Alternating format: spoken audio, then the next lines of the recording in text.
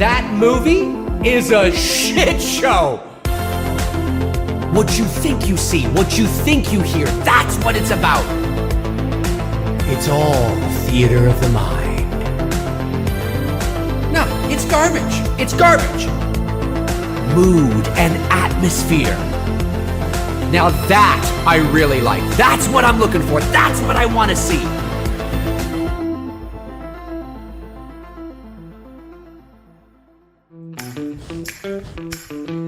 Oh, yes, yes. Here it is, 6:12 p.m. Eastern Standard Time. Thursday, June the 8th, 2023. My name's Dave McCrae, coming to you live from the Voice Man Studios in Toronto, Canada.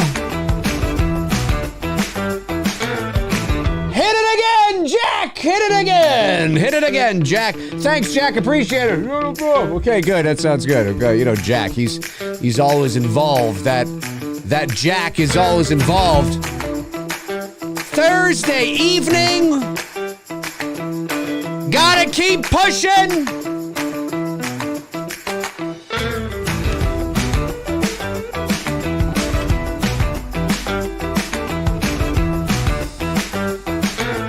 What is it? Steve Ross says it. Steve Ross has got it. One more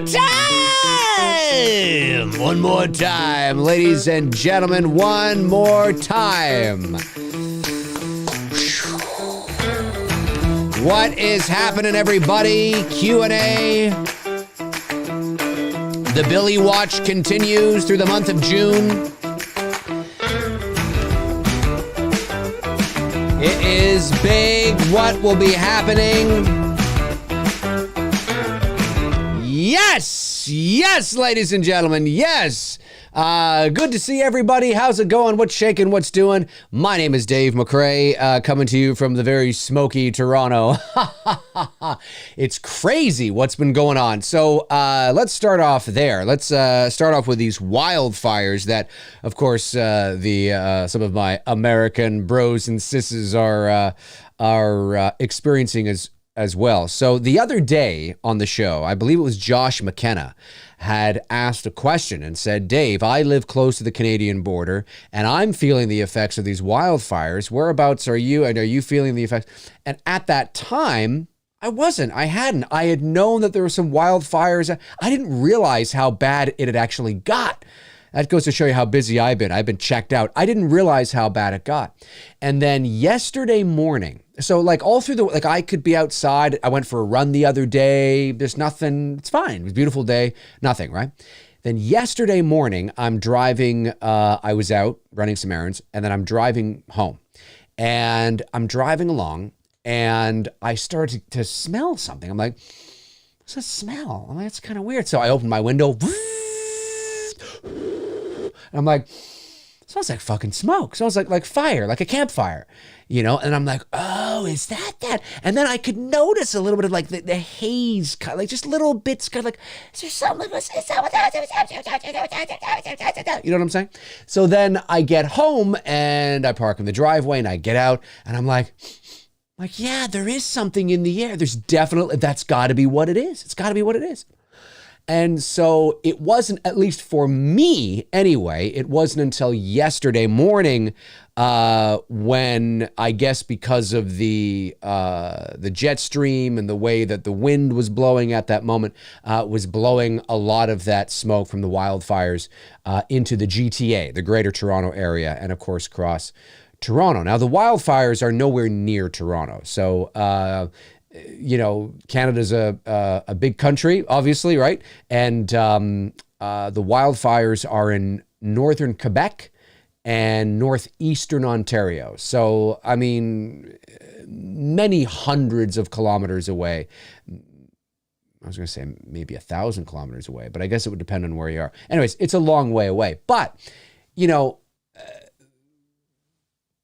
there's enough of them, and it's so big. There's like 400 out of control wildfires across the country, in Quebec, in northeastern Ontario. There's some out in BC. There's a few out in Nova Scotia. It's crazy. It's apparently it's the worst on record for Canada, and it's so out of control that we've had to call in reinforcements from other countries, which obviously sometimes countries have to do to go in and help. So it's pretty crazy stuff. And so it's not like you step outside here and you know, it doesn't quite look like, and what's crazy about it is that Toronto's not getting hit nearly as bad as New York. And we're far more closer to the epicenter of the wildfires than New York is. But for whatever reason, just the way the air flows and the way that it took the smoke, it went over Toronto, but it took a lot of that kind of went, you know what I'm saying? It's just that path, you know, and some of the fucking photos coming out of Jersey and New York and Washington it's crazy. It's absolutely crazy. So it doesn't quite look like that here, although it is hazy. It is hazy. It is bad. So crazy stuff indeed. So yes, Josh McKenna, if you're watching, yes, it is bad. I didn't realize that until yesterday morning when I first started to notice the effects kind of seeping into the GTA. But in terms of like, you know, is Toronto on the verge of being burned down? Well, nowhere, you know, not any more so than New York is, right? So sometimes it pays to live in a concrete jungle in that regard, but certainly you don't have to worry about your home being burned down to, you know, get the effects. I mean, the pollution and the air particles and the poor air quality itself can be hazardous to your health. So it is pretty crazy to think that these wildfires are like here. Actually, you know what? Let me do something cool. You guys probably already know this anyway, because you probably brought up. Let me do something cool here. I just want to do something cool. I want to do something cool. Hang on a sec. All right, 1 second here. All right, so I just want to do something cool. I'm going to bring up Google Earth. 1 sec here. Google Earth. Hang on a sec. Where is my... Trying to bring up the right thing. Oh, 1 second. I'm trying to bring up the proper... all right. Should be able to just... I'm trying to bring up the right look of it and make sure I get it on the other screen. Just wanted to show you sort of like... It's kind of crazy stuff. Anyway. Okay. So, let me... Hang on a sec here. I'm just trying to get it over to the other screen because I don't have that on the other screen at the moment, and I have to do that. Do that. Is it going over? It doesn't look like it's going over. Hang on a sec. Okay, wait, there we go. Okay. All right, so let me just move this over here. Of course, it's probably going to be really... So, like, let me go to the other screen. Okay, so this is kind of cool. Learning with Dave McCrae. So, oops. Let me do, Let me just do this. Ooh, that might help. That might help. Yeah, so, okay, so here I am in Toronto, right? This is where I am right here, right on the shores of Lake Ontario, right here. Now, the wildfires, the ones that are causing the issue for you guys in the States as well, are happening up here, all the way up here, and northern Quebec, northwestern Quebec, and northeastern Ontario. So that's the dividing line there, right? This whole thing right here, this is all Ontario. This is all the province of Ontario here. All this down here. And this little spot right here is known as Southern Ontario, right here. This is known as Southern Ontario. This is Eastern Ontario. That's Ottawa. That's our nation's capital right there. And this is Toronto. So I'm here, right? I'm here. But you guys all the way down here are feeling the effects. All the way down here are feeling the effects as well from fires that are all the way up here. All the way up here in this densely forest populated area of Ontario and Quebec. But yeah, you zoom up like that, and there's Toronto, hey, Toronto, whoa. And then, of course, the concrete jungle of Toronto. So that's where I am. And the fires are way up here. So nowhere near, thank goodness, but it's incredible that a situation up here can be felt all the way down here for you guys in the States as well. Absolutely incredible. Absolutely incredible. Hey, there's the Billy campaign. There it is. $80,503. Ladies and gentlemen, it would be great if we could get as close to 85K today. I know what you're thinking, Dave. Can we do it? Yes, we can. God damn it. Look how close we are. We are only 33% away from our goal. Less than $40,000 away from the goal. And folks, 22 days left. That's essentially 3 weeks. That is it. 3 weeks left to go. Just 3 weeks left to go. If you've been waiting on it, if you've been thinking about it, now is the time. Now is the time, folks. Now is the time to get those Blu-rays. We sold another co-producer perk the other day, which is what brought us over 80K. Incredible. Let me just see here. There is one co-producer remaining, ladies and gentlemen. One co-producer remaining. So if you've been thinking about it and you want that Michael Myers mask outside of the executive producer, obviously, that would be your only other way to snag it. So cool stuff indeed. One of those left. So yeah, let's see if we can get to, I don't know if we're going to get to 85 today. I don't know. It's not even 100 people watching at the moment. So probably not, but I'm pretty sure we could get to 81. I'm pretty sure we could get to 81, and there's still 6 associate producer perks available and all 5 executive producer perks available as well. So it is crunch time now. 3 weeks are left in the campaign. We have about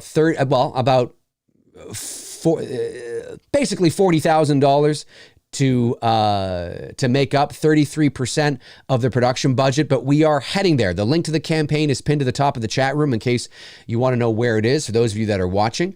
But yeah, let's see if we can get that up today as much as we can.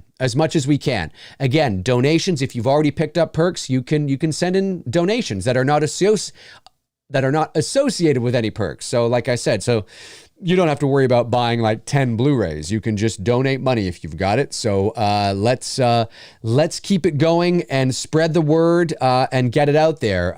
Next week, myself and Bruce will be appearing on Cody Leach's channel, which is great. Shout out to Cody Leach for having us on. Obviously, Cody has been incredibly successful in the space with his channel. And Cody's not just a horror guy, though. He branches out and reviews a bunch of other things, which has helped the growth of his channel. But he has an audience that obviously there are people that watch me that also watch him, but there are also lots of people that watch him that have no idea who the hell I am, that might even be interested in something like this. So again, trying to reach as many new people as possible.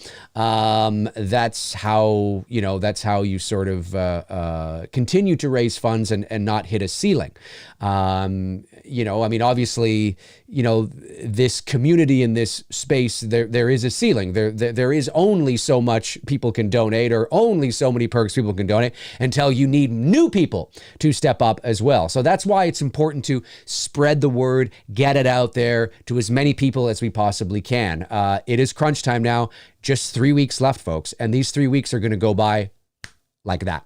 They will. And we still have 40 grand to make up. Can we do it? I believe we can. We raised over 50 grand in the first month. I'm pretty sure we can raise 40 here in the final legs of this campaign. We want to make this movie for you, and it's looking good, right? We're at 80,000, but still, that's still 40 grand off the table. If the campaign were to end today, the movie would have to be adjusted and altered. We would have to cut things. We would have to make some significant changes to the script.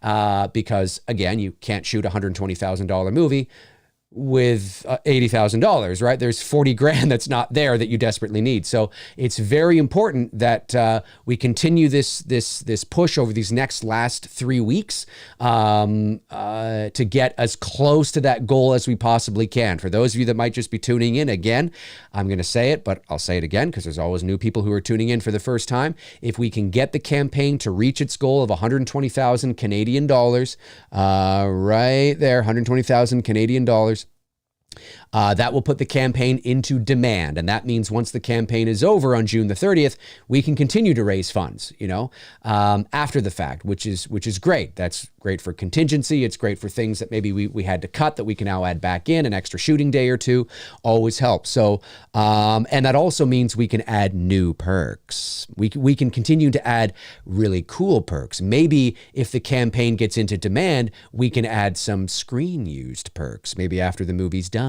Or we can, add a little bit of this or a little bit of that, or maybe some extra autographs, or who knows, right? So it's very important that we get as close as we can there to make that happen. Very, very important.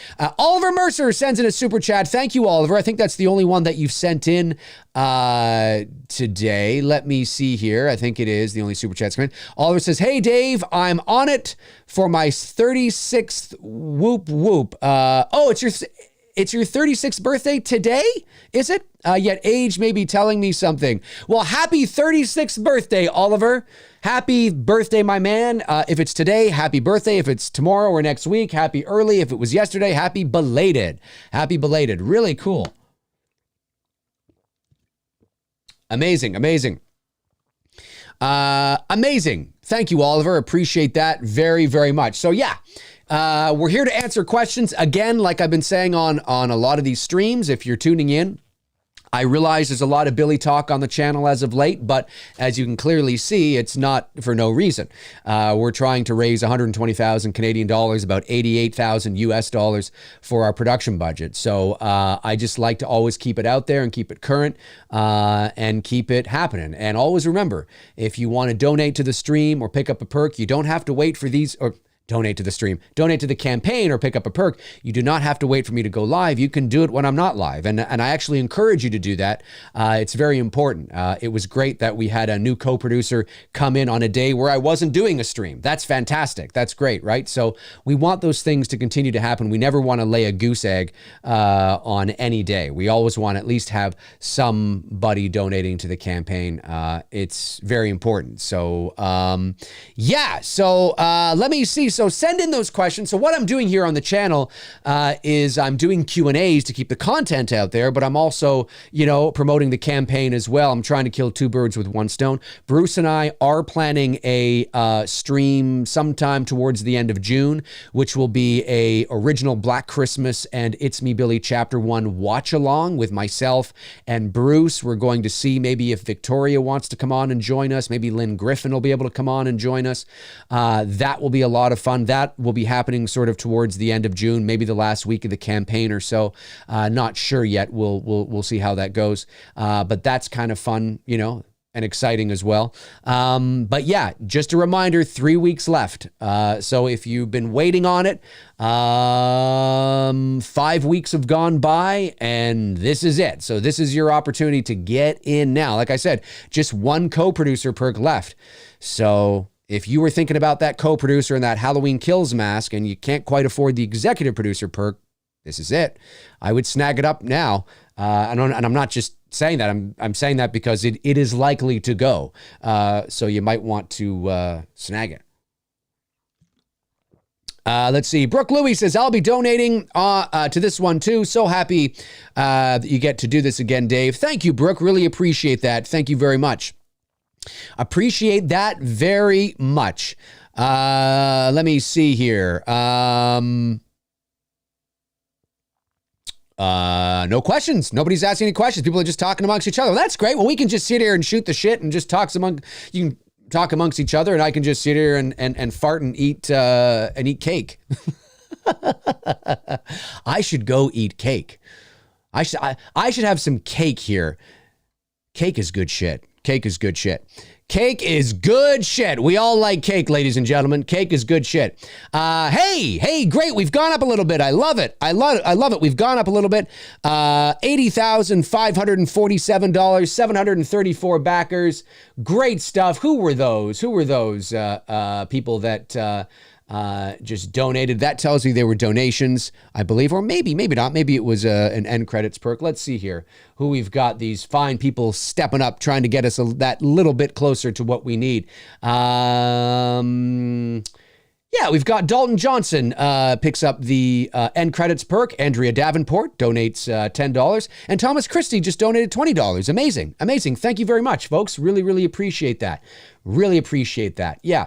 Again, a reminder that you can send in donations as well, because they help too, right? They help too. Any little bit helps, folks. Any little bit helps. Chester Franklin Jr. says, Dave, my first question is to you. Hope you're doing good. Stay safe. And your top 5 action films, my top 5 from Escape from New York, They Live, Die Hard, Big Trouble, and Terminator 4. I don't really know if I have a top 5 action movies. My favorite action film is probably Die Hard, the original.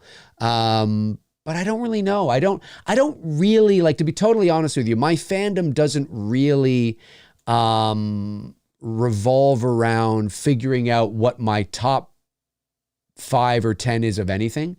That's why you don't see me doing a lot of those things on my channel, because I don't know. I don't think in that language really from time to time. I mean, they're fun to do, but I think my problem is that I take it far too seriously, and I take a lot of the fun out of it. Because I'm always like, well, what's the measuring stick? And we have to quantify. And I can just hear I can hear people's eyes rolling in the back of their heads going, just answer the fucking question. You don't have to take it so seriously. But I do. And so that's why, to your, when anybody asks me, I'm always like, let me see here. I don't know. Kind of sound like Owen Wilson. I don't know. What do we see here? And I don't think, like, I couldn't tell you what my top 5, like, even when it comes to horror movies, I can tell you what my favorite is. It's the original Halloween. And I can give you a top 5, like 5 of my favorites. So I could probably do that for any, So action movies, I like Die Hard. I like Terminator 2. What other action movies? Jesus. I guess you could probably throw Predator in there. That's action sci-fi, right? You know what I mean? But I really got to think about it. I don't really think in those terms. It's funny because I know a lot of fans do, and they often do those types of things, but I don't usually do that. Not that I haven't done those types of videos on my channel. I have, but they're very far and few between. I haven't done a lot of ranking videos or a top this video or top that video. So I'm not really sure. I'd have to think on it. I don't really know, Chester. I don't really know. Jigsaw 44 says cheesecake and ice cream cake with the crunchies, of course. Cheesecake is great. My favorite cake is blueberry cheesecake. I mean, I'll eat any cake, really. I mean, any birthday cake is really good too. But I like blueberry cheesecake a lot, actually. A lot of good stuff there. Blueberry cheesecake, ladies and germs. Good old blueberry cheesecake. Let me see. Let's kind of a quiet chat room tonight, folks. You guys are just chatting amongst yourselves, but no questions specifically coming in. That's all right. That's all right. We're allowed to have a quiet chat room tonight. Have I finished my water? Yeah, okay, there we go. All right. Jason Strope says, if I give you my top 5 of anything, I'm giving you about 20 to 25 total, about 5 at each number. Yeah, top 5 is hard. I actually like to do top 5s, to be honest with you. I actually quite like to do top 5s because they do force you to really think and be decisive and choose, which ones you want to do. Or to not which one, but, make you think, right? Because it is easy to do a top 20 of anything or a top 10, but it gets harder the less there is. So I actually do like the idea of doing a top 5, but I think that's why I'll always, and I admit it's kind of cheating, I will always be like, well, here are 5 of my favorites, not necessarily my 5 favorites, because there's just too many. It is too difficult. Right? You know what I mean? Like, I don't know what my top 5 horror movies would be.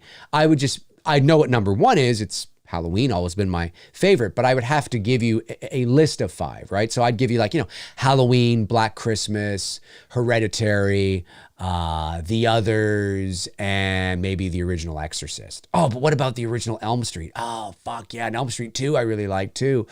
Oh, fuck, that's right. Oh, what about, An American Werewolf in London? Oh, fuck, that's really good. Oh, geez, what about, The Exorcist 3? Oh, yeah, what about, there's just too many, right? There's too many. So, but I do like that because it forces you to think. It forces you to think and feel it out and whatnot and try to come up with, an idea. Of what those would be. So it's kind of cool. Harry Hagen, my man, says, hey, Dave, what are your thoughts on the mixed to negative reviews on the new indie film? And now they are projecting a rather low first weekend box office. Should they have made the film? Well, here's the thing is that, I've talked about this before, and I don't trust, because of the landscape of film punditry nowadays, because of the landscape of film punditry and the culture war, because that's really what it is the social justice culture war. Whether it's in politics, whether it's in entertainment, there are channels online. There are channels online that all they do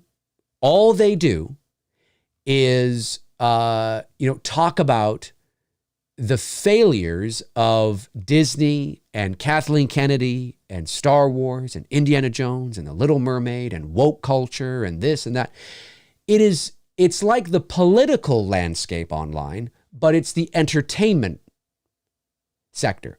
So like in the, on the political side, you would have, I'm trying to think of, you got Fox News, CNN, you got, all these podcasts that talk about politics and all that kind of stuff. There's the culture war in that respect, right? And then there's the culture war in entertainment. And you have those types of channels in the entertainment culture war space too. And that's all they do every day. They don't tell you about what they like. They tell you about what they don't like and what pisses them off. And it gets people riled up and it brings in, the viewers and they have an invested interest, a financial invested interest to keep it going. Now, I'm not saying that what they are talking about is not true, or there isn't a kernel of truth to it. There isn't truth to what they're saying, and Indiana Jones and the Dial of Destiny may very well be a big pile of shit. The issue I take and the problem I take, or the problem I have, I should say, is people have to find out on their own. And unfortunately, that's, none of these people, none of these channels, unless they were at Cannes, none of them have even seen the movie. And you would think they have. It's going to be a disaster. It's shit. Look, you see, it's going to. That's sort of the landscape we're in now, right? I don't let anybody tell me what to think. I don't give a frog's fat ass who you are or how big your channel is or how big you are in the culture war. That's fine. That's great. You got 1 million subs.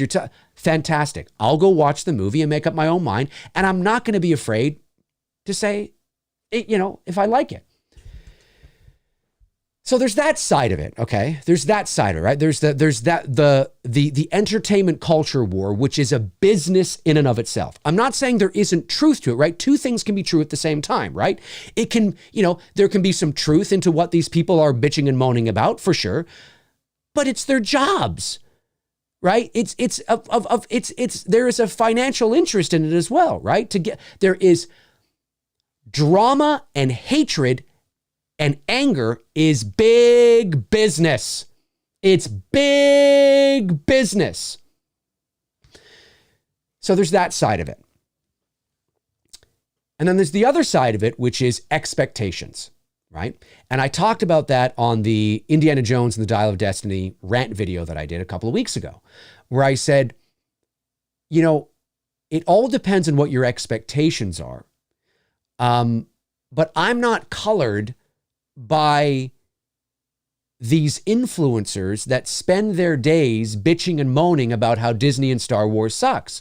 And I'm not saying, again, there isn't truth in the points that they make, but it's all they do. And if all you do is, and if you're somebody that just watches them and you tune into them because it's your morning show, it's your Fox, it's your CNN, and you tune in and you're there and you get riled up, with them.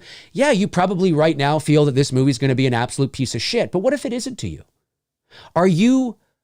What if you walk into the theater and you walk out and you actually enjoyed it? Do you have the balls, not you, Harry, I just mean in general, do you have the balls, the cojones, to admit that, I liked it? And I don't give a fuck what these channels say. I liked it. The problem is not enough people do because they're too afraid, because they all want to fit in, right? We all want to be angry together. Ugh. And then if somebody says, I kind of liked it, everyone goes, what? You know what I mean? And so a lot of people are afraid to admit that they like something when so many other people in their space that they, frequent don't and have already made up their mind. I have trouble believing these people because there is an invested interest in destroying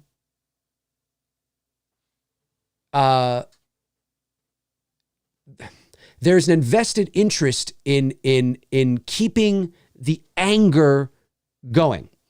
And now the first thing they would say if they ever talk to me would be, well, that's not true. That's not true. No, we want things to be good. Oh, I believe that. I do believe they want things to be good. I do believe that 100%. But when they're not, those views and clicks go up. That's why they spend so much time doing that. Right? That's why you'll see video after video after video after video after sometimes 5 videos a day about how Kathleen Kennedy's a piece of shit. It's like, why are they doing this? Because it gets views. And then you look at how many views they have in like 3 hours and it's like 80,000 views. Right? So I don't trust them. I'm not saying that, again, what they're saying isn't true, but it's colored as well, right? There is a business here. So, okay, I'll go watch it on my own. I'll watch it on my own.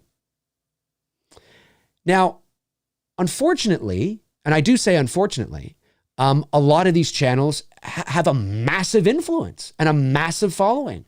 And it's not just it's the culture war. See, that's what they're part of, right? They're part of the culture war. There is a political angle to what they're talking about too. Now, they talk about movies and TV shows and swapping of genders and swapping of race. That's what they're talking all about, that as it relates to movies and TV. Where if you tune into, I don't know, I'm trying to think of a political, Joe Rogan or, somewhere else, right? They're not talking about movies and TV. They're talking about the actual political side of things and woke and transgender and, all these things that are causing an uproar right now, but they're not necessarily equating it to movies and TV, whereas all these other channels are because they're in the movie space. But it's all under the umbrella of the culture war. It's all under the umbrella of the culture war. And again, and I have to keep saying this because this is the internet, so I don't want people to, put words in my mouth or it's not that there isn't truth to a lot of what they say, but there's also a lot of nuance that is missed as well, right? This is a business after all. And the reason why they do 10 videos a day explaining and moaning and bitching and telling you how angry they are over woke this and what is because it's big. It's because it's big business. It makes the money. So I'm just like, well, it's not, it's objective, but it's not objective. It's not really objective. You know what I mean? Right? Whereas here, I'm not making any money on this channel, man. You know what I'm saying? I mean, yes, the super chats come in, which I really appreciate, of course. But you can go to my social blade and see, oh, Dave made $5 today. You know what I'm saying? When I'm not a big enough channel, right? So I don't get enough views. I don't have the type of content that's view friendly or subscriber friendly. I mean, I'm at 28.5 thousand subs. I've been at 28.5 thousand subs for the last 6 months. Right? I've stalled, right? Because I don't produce content that is subscriber and view friendly. But that's not why I'm here. I'm here because I enjoy doing this. This isn't my job. I'm not looking to turn this into a job, right? If I was, I'm doing it all wrong. I got to stop doing live streams immediately, at least as much as I am. I have to start doing shorter videos, shorter content that is like 5 minutes or less. I have to start talking about things that the viewers want, like Scream and Halloween and horror, and start reviewing horror movies. Then you'd see my channel go, right? So, but I don't do that. So, this channel is like, for me, I want to make up my own mind. So yes, I know there are those channels out there that tell you indie sucks and this is fucking sucks and God, this just sucks. They haven't even seen the movie either. And the shitty thing is that they could watch the movie. Their mind is already made up. Right? And that's the unfortunate part. That's the difference between where we are today and where we were in 2008 when Kingdom of the Crystal Skull came out. Kingdom of the Crystal Skull has a 77% on Rotten Tomatoes. Kingdom of the Crystal Skull has a 77% on Rotten Tomatoes. Do you think if Kingdom of the Crystal Skull had come out today that there would be a 77% on Rotten Tomatoes? Do you really think that? Do you really think with all the culture war YouTube channels now and where YouTube is today and in compared to where it was in 2008. In 2008, it was cat videos. It was people falling down. There were no podcasts. There was no culture war. Do you think if King with a Crystal Skull had come out in 2008, it would have had, today, it would be sitting at 77%? Not a chance in hell. So unfortunately, the point I'm making is because of the culture war and because of the anger within the culture war, that doesn't mean there's not truth to it, right? That doesn't mean there's not truth to it. But because of the anger and the and people are always looking to, project their anger somewhere, right? And they get all riled up about woke this and Pride Month and transgender and Biden, Trump, and that's what happens, right? And they get all in here. And it's like that with the culture war on the side of entertainment. Little Mermaid, race swap, she's black. It's all this stuff, right? All this crazy stuff. And because that anger is there, it can cloud judgment. It can make you hate something before you've seen it. It can make you be suspect before you see it. So you walk into a movie theater, not actually don't look like this, but in your head, in your mind, you walk into the theater going, all right, show me Dial of Destiny. You know what I'm saying? You already have that sort of thing in you. So because of the reviews and, coming out of Cannes and all the culture war YouTube channel, woke, Phoebe Waller-Bridge, you know what I'm saying? So how the fuck can you go in objective? How could you possibly go in pretending like you know nothing? You can't. You can't. It's impossible. It's even impossible for me. It's even impossible for me. But that's why I don't pay attention to that stuff, right? I know it exists. You can't be in the entertainment space on YouTube and not know that it doesn't exist. Oh, I know it exists. I know it exists. But I don't pay attention to it. I see the thumbnail pop up in my recommendations because I'm a movie guy. And so I get, and I obviously my algorithms know I like Indiana Jones and Star Wars. So obviously I will get recommended all these channels that do that. I never click on them because I'm like, I don't want to, I'll go in myself. I'll go in myself. It's projecting low. You're right. I think it's 60 million or something like that. And that could be the backlash of people that just don't want to see it. But you don't even know if it's good, right? I've not spoken, but I read a review from somebody who had seen it at Cannes and said, it's fine. It's fine. Is it Raiders? No. Is it as good as the original 3? No. Is it better than Skull? Yes. It's fine. And some of the criticism that I hear from people too are like, Indy, he's old. They're treating him like he's old. He's 80. I like to see a character he's not going to be the hero from Raiders. Maybe he is going to need a little help from Phoebe. Maybe he is going to need a little help from somebody else. Because that's where he is at this stage of his life. He's not a superhero. Indiana Jones is not a superhero. He's like Bruce Willis, right? In Die Hard. He's like he's that every guy, right? So if they made a Die Hard movie with Bruce Willis, if he was obviously in good health, at 75, that's part of the shtick is that, we're seeing Indiana Jones at the different stages of his life. So if you want Raiders, Indy, it's not the movie for you, right? But I hear that and I'm like, oh, I like this. I like that. Yeah, because I'm seeing an older Indy, but that's part of the complaint. Okay. That's one of them, right? He gets help from Phoebe. Yeah, because he's 80. It's like, oh God, the only thing that would piss me off is if Phoebe Waller-Bridge becomes Indiana Jones. She suddenly like throws Indy off a cliff and throws on the jacket and the hat. Okay, then we can talk. But Helena being younger and able to help Indy out, who fucking cares? As long as it's a great story that makes sense, I'm totally fine. So anyways, I'm going off on a tangent. I've talked about this for a while, but I just, it's something that I just think we need to go in, make up our own minds and not be afraid to say that we liked it. Like I said, I love Avatar. Love Avatar. I love The Way of Water.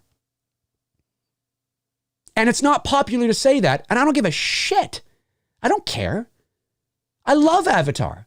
And no fucking channel is going to change my mind. Right? And that's how we need to be. But the sad thing is where we are today, the amount of influence that these people have over what people think before the movies even come out is crazy, crazy powerful, crazy powerful. And that's unfortunate because that means, and listen, I don't believe every every Rotten Tomatoes critic either. Right? I've read some of the negative. Anyway, there's a lot of these critics that don't know their asses from their elbows. They're not.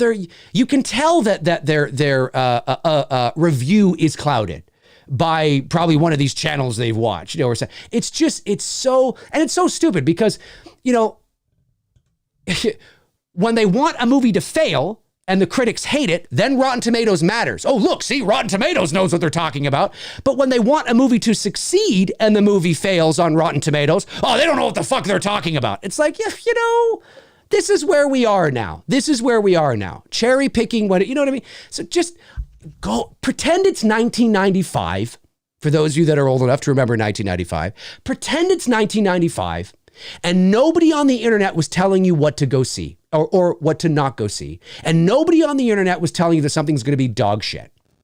Just go watch it and trust your instincts. Trust yourself. Trust you.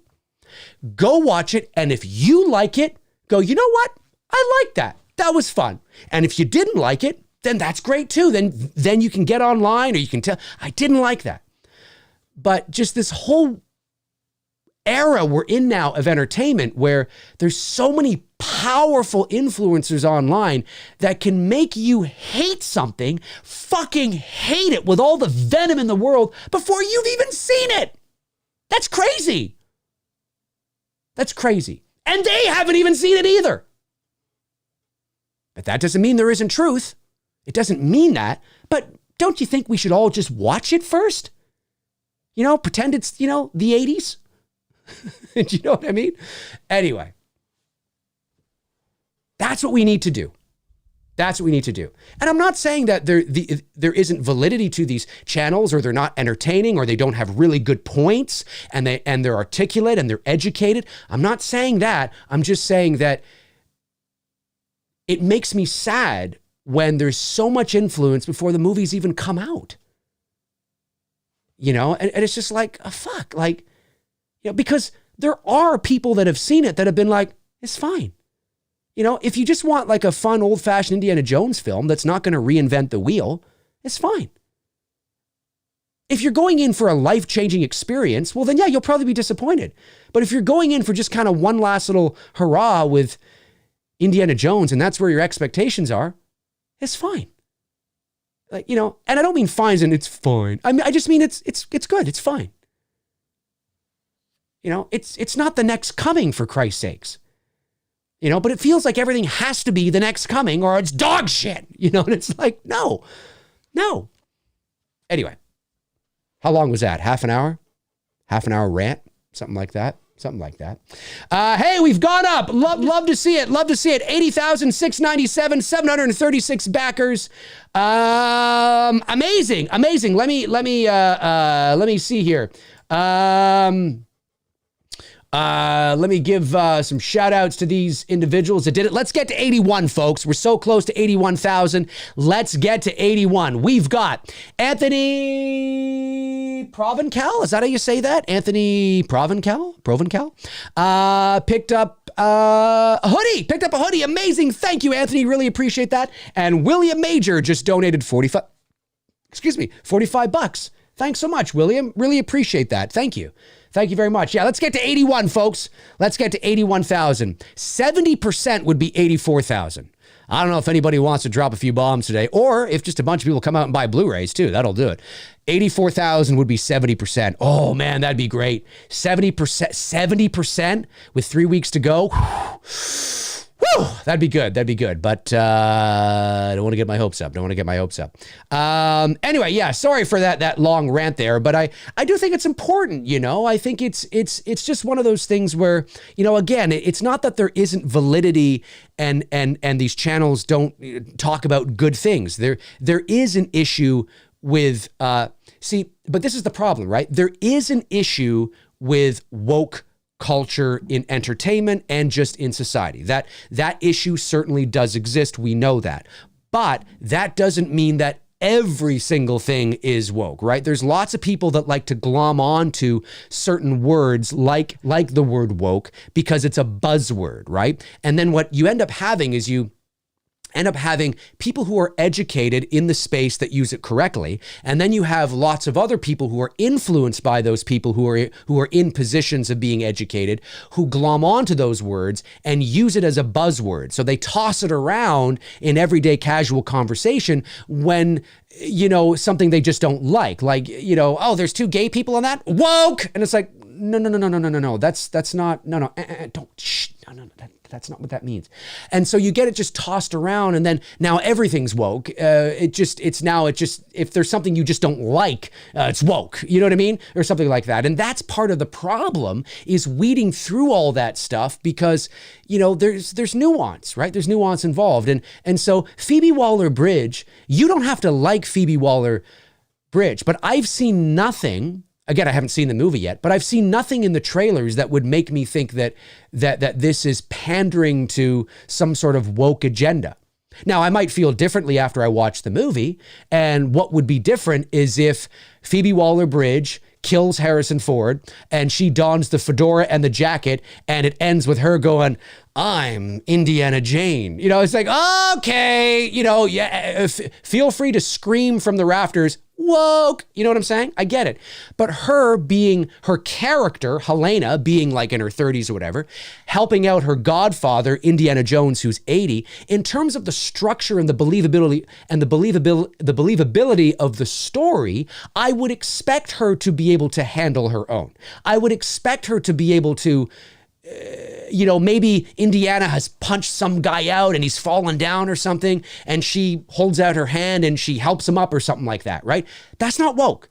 No. That's her helping an 80-year-old Indiana Jones. That's the believability of it. That's what I would do, right? It's not because she's a woman. It's I would expect if there was a man there, he'd do the same thing, right? So again, there's those little things, right? That it's like, you know, but people tend to want to just, listen, being professionally outraged is a business today. It's a job, being professionally outraged. And so, you know, but the lack of nuance all over the place is really what's destroying society. Really, it is. It's the lack of nuance that is destroying society. Painting everything with a broad brush, making it black and white, is killing us. It really is, because life isn't like that. There's lots of gray area, lots of nuance, and we have to remember that. So I know that I'm sure some of my viewers are big fans of those channels that talk about that, and that's great and that's awesome. But and again, I'm not saying there isn't truth or great points that these channels make, but don't let them decide for you. Do your best to not let them color your opinion before you've walked in, because then why you bother? If you know you're going to hate the movie, save yourself $15 and don't bother watching it. Why would you go see it then if you already know you're going to hate it, right? You know what I mean? Do your best to just kind of go, that's interesting, and leave those expectations at the door and watch any movie, whether it's Indiana Jones or Star Wars or whatever, and make up your own mind. That's what you got to do. That's what you got to do. I mean, these are the same channels that said Avatar 2 would fail, and it's the third highest grossing movie in motion picture history. You know what I mean? Sometimes they don't know. Right? And, you know, you have to keep that in mind. So if Indiana Jones and the Dial of Destiny is a pile of shit, I'll jump on here and tell you it's a pile of shit, because I don't have a big enough channel where I have viewers that are counting on me being outraged. So if it's a pile of shit, I'll tell you I thought it was a pile of shit. If I thought it was pretty good, I'll tell you I thought it was pretty good. You know what I mean? So, and you should go and make up your own mind too. Anyway, let me see here. Super chat comes in from Antonis Andriota, sends in $4.99. Thank you, buddy. He says, hey, Dave, will you be seeing Indiana Jones and Dial of Destiny on opening night? Do you think Salad will be in more... Oh, Salah, you mean. Salah will be in more scenes. Can't wait to see it. I was like, Salad? Well, he's 80. I don't know if I'll be going opening night, but from what I'm hearing, Salah it's a cameo. You know, it's no, I don't think he's along for the adventure. He's along for the adventure. That's something too that I think is very hard for us as if you are. You can be in your 20s and feel this way too, because it all depends on the nature versus nurture and what you were exposed to. But it all depends for my fellow over 40 crowd. It can be especially hard for us because of that emotional, nostalgic connection to the past. So whether it's Star Wars, whether it's Indiana Jones, whether it's Ghostbusters, whatever it is, I think, and again, here's where the nuance comes in, right? I'm not saying everybody feels this way, but I do think for a large portion of fandom, deep down, even if they don't realize it consciously, there's this need and desire to see to have that feeling from their childhood, to relive their childhood in some sort of way, especially when you're approaching middle age, as a lot of us are, as I am. And we want that feeling, we want that nostalgia again. And but as Bill Murray said, and I absolutely agree with him, he said, listen, nobody wants to see 4 old fat guys running around in Ghostbusters outfits. And you know what? It's like, yeah, it's kind of true, and so as Harry said earlier, then why bother making it? Right? If you can't do it like the old days, then why bother making it? And that's true. That is true, right? From a certain point of view, there's a lot of truth to that. But why do they make it? Because of money, because you'll go see it. Even if you're somebody that's listening to all these channels, that you're still going to go see it, and you can't get your money back if you don't like it. That's not how the box office works. So whether you like the movie or not, doesn't matter. They have your money. Right? Now, where you really can show them is if you just don't go see the movie to begin with. And by all accounts, that might be what's happening with the Dial of Destiny if it is a low projection. And that just goes to show you the heavy influence that the culture war has. But I'm going to go see it because I'm not going to let them color my view on it. I want to make up my own mind. But yeah, I think it's just...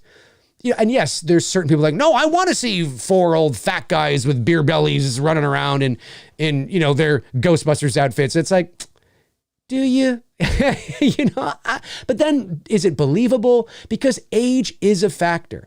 The Ghostbusters were not superheroes. Star Wars, you could get away with it a little bit more because it's a fantasy film, right? And you are there's powers. I mean, they have the Jedi powers, right? So you can have a 70-year-old, Christopher Lee, right? Or 80-year-old Christopher Lee wielding a lightsaber, although it was, a lot of it was CG, of course, but, and his powers and all that, or, the Emperor, because they're supernatural. So, but when you get to somebody like Indiana Jones, who lives in the real world, who was always a flawed hero and always was, not a superhero, when you do a movie that's telling a story about a flawed hero at the age of 80, I don't expect the writing is going to curtail to him being like he was in his 30s and handling his own and not needing any help. And no, I mean, that's ridiculous. He is older. He's going to need some help for sure. That just makes sense to me. So then you could say, well, why do it then? I agree with that. Money, because it makes money. You know what I mean? Now, it might not make as much money as they were hoping now, but that's why they do all this to tap into your emotional, nostalgic heartstrings, because you go see it. You go see it. And all the people that bitch and complain, you think they're going to go see it? Yes. Yes, they will. They will. You know what I mean? So that's why they make it. Sean McCarney sends in £9.99. It says, Dave, have you ever seen Cold in July from 2014? It's a great John Carpenter style thriller with a great score full of mood and atmosphere. I really think you'd like it. Thanks, Sean, for the recommendation. I haven't seen it. I haven't even heard of it. So I will check that out. Thank you very much for the recommendation. I appreciate that. Oh, yes, ladies and gentlemen. Yes, we have crossed. Oh, that's the wrong one. We have crossed, ladies and gentlemen, 81,087 dollars. 740 backers. I'm loving it. Let's keep it going, ladies and gentlemen. Let's keep it going. Amazing. I'm loving it. 153 people watching. We got to get this thing going, folks. 3 weeks left in the campaign. 3 weeks left in the campaign. 1 co-producer perk available still. That's the perk where you get the Halloween Kills flashback mask by Jimmy Falco. We've got 6 associate producer perks available. All 5 executive producer perks are still available. That's the granddaddy though. You'll get a Halloween Kills flashback mask with that one as well. But lots of other perks, hoodies and t-shirts and posters and Blu-rays and the holiday sweater that was worn by Olivia Hussey in the original Black Christmas. Lots of great stuff on the campaign. Make sure you check it out. The link is pinned to the top of the chat room. Folks, this is fantastic. $81,087.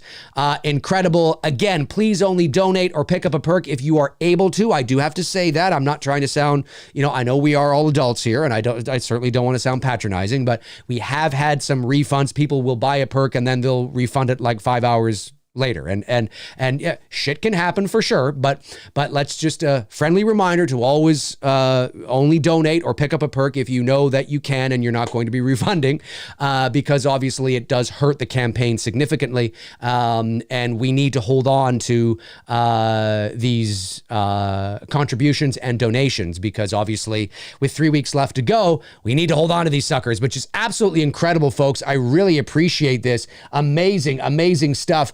Let's go over and see who this was, who helped the campaign out here. Awesome. We've got, two of my great contributors. We've got, so William Major, we've got Moses Hernandez. Hello, Moses. Picked up the official posters for It's Me Billy chapters 1 and 2. Amazing, Moses. Thank you so much.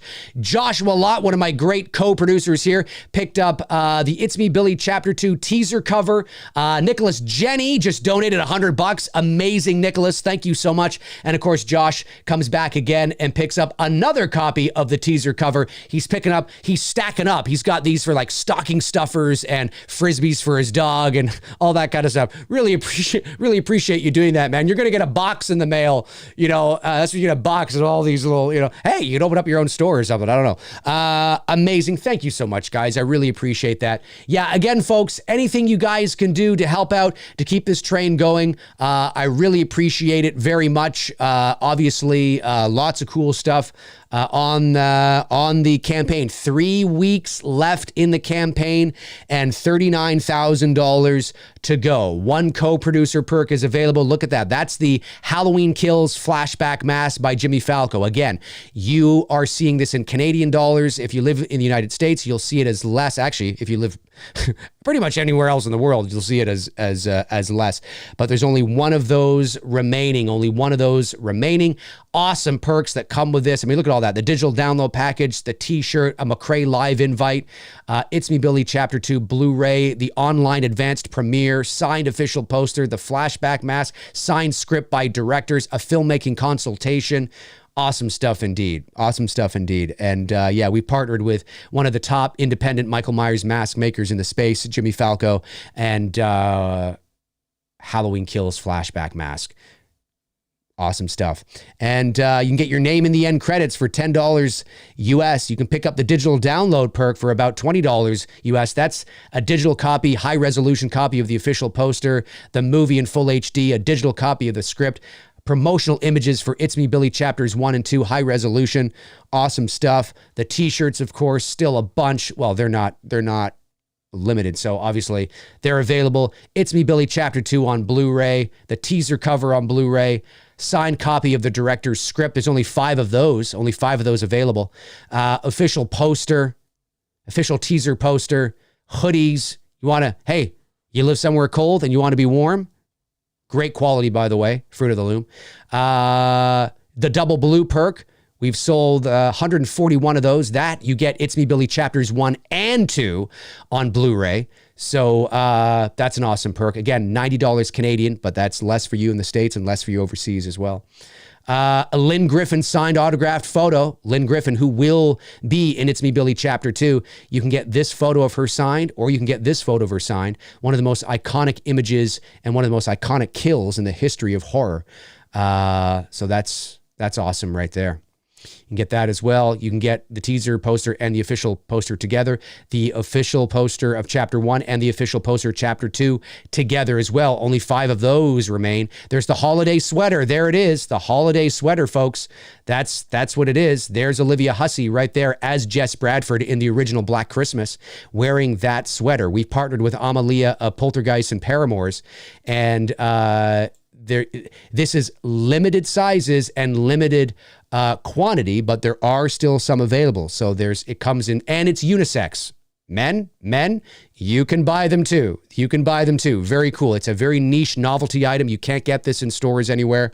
Very cool indeed. And with it, you get the sweater, but you also get your name in the end credits, the digital download package, and some BTS photos signed by myself and Bruce. That comes in small, medium, large, and extra large. But as you can see, there's only 3 available of that, 3 available of that, 4 available of that, and still all 5 available of the small. And of course, the advanced screening perk. We've sold 8 of those. There's still 22 available of the advanced online screening perk. This is for those who want to see It's Me, Billy Chapter 2 before anybody else. You will be sent a private link to the film. You'll get to watch it with myself and Bruce and some of the cast and crew. There'll be a Q&A afterwards. It's a YouTube sort of show like this. We watch it together. Really awesome. It was very successful for Chapter 1. I have no doubt Chapter 2 will be successful as well. Still 22 of those available. With that advanced screening, it's 350 Canadian, about 250 US. With that, you get your name in the end credits, the digital download package, and It's Me Billy Chapter 2 t-shirt, It's Me Billy Chapter 2 Blu-ray, and of course, the advanced screening, all for about 250 US. I think it's a pretty fucking banger of a deal, if you ask me. Associate producer perk, 6 available on those, and the granddaddy executive producer perk, still 5 of those available. Bruce and I are planning to have a couple other perks this month as well. If we can get the campaign into demand, we are working on some other stuff right now, some other sort of really cool perks, but it's a work in progress. There's a lot of wheels that are in motion, a lot of things that have to happen to make these possible. So if we can get this campaign into demand, then I think it's something we might be able to add throughout the summer. Because if we reach our goal of 120,000 Canadian, even though the campaign ends June 30th, the campaign goes into demand and we can continue to raise funds after the fact, which is always great for any filmmaker, for contingency, for now we can take 7 days to shoot the movie instead of 6 and, all that kind of stuff, right? So it's always great to have a little bit of cushion. And, but if we don't reach our goal, the campaign just stops. You cannot raise any more funds. I mean, you can launch another campaign, which is what we might have to do. But I would love for this campaign to get into demand so I don't have, I like 2 or 3 campaigns. I just want this one to get into demand. It would be amazing for us to do that. So lots of perks still available, folks. 3 weeks left to go on the campaign. $81,087, 67% of our production budget. 120,000 is the goal. 3 weeks left to do it, folks. 3 weeks left to do it. Incredible stuff indeed. So let's keep it going. Let's keep it going, ladies and gentlemen.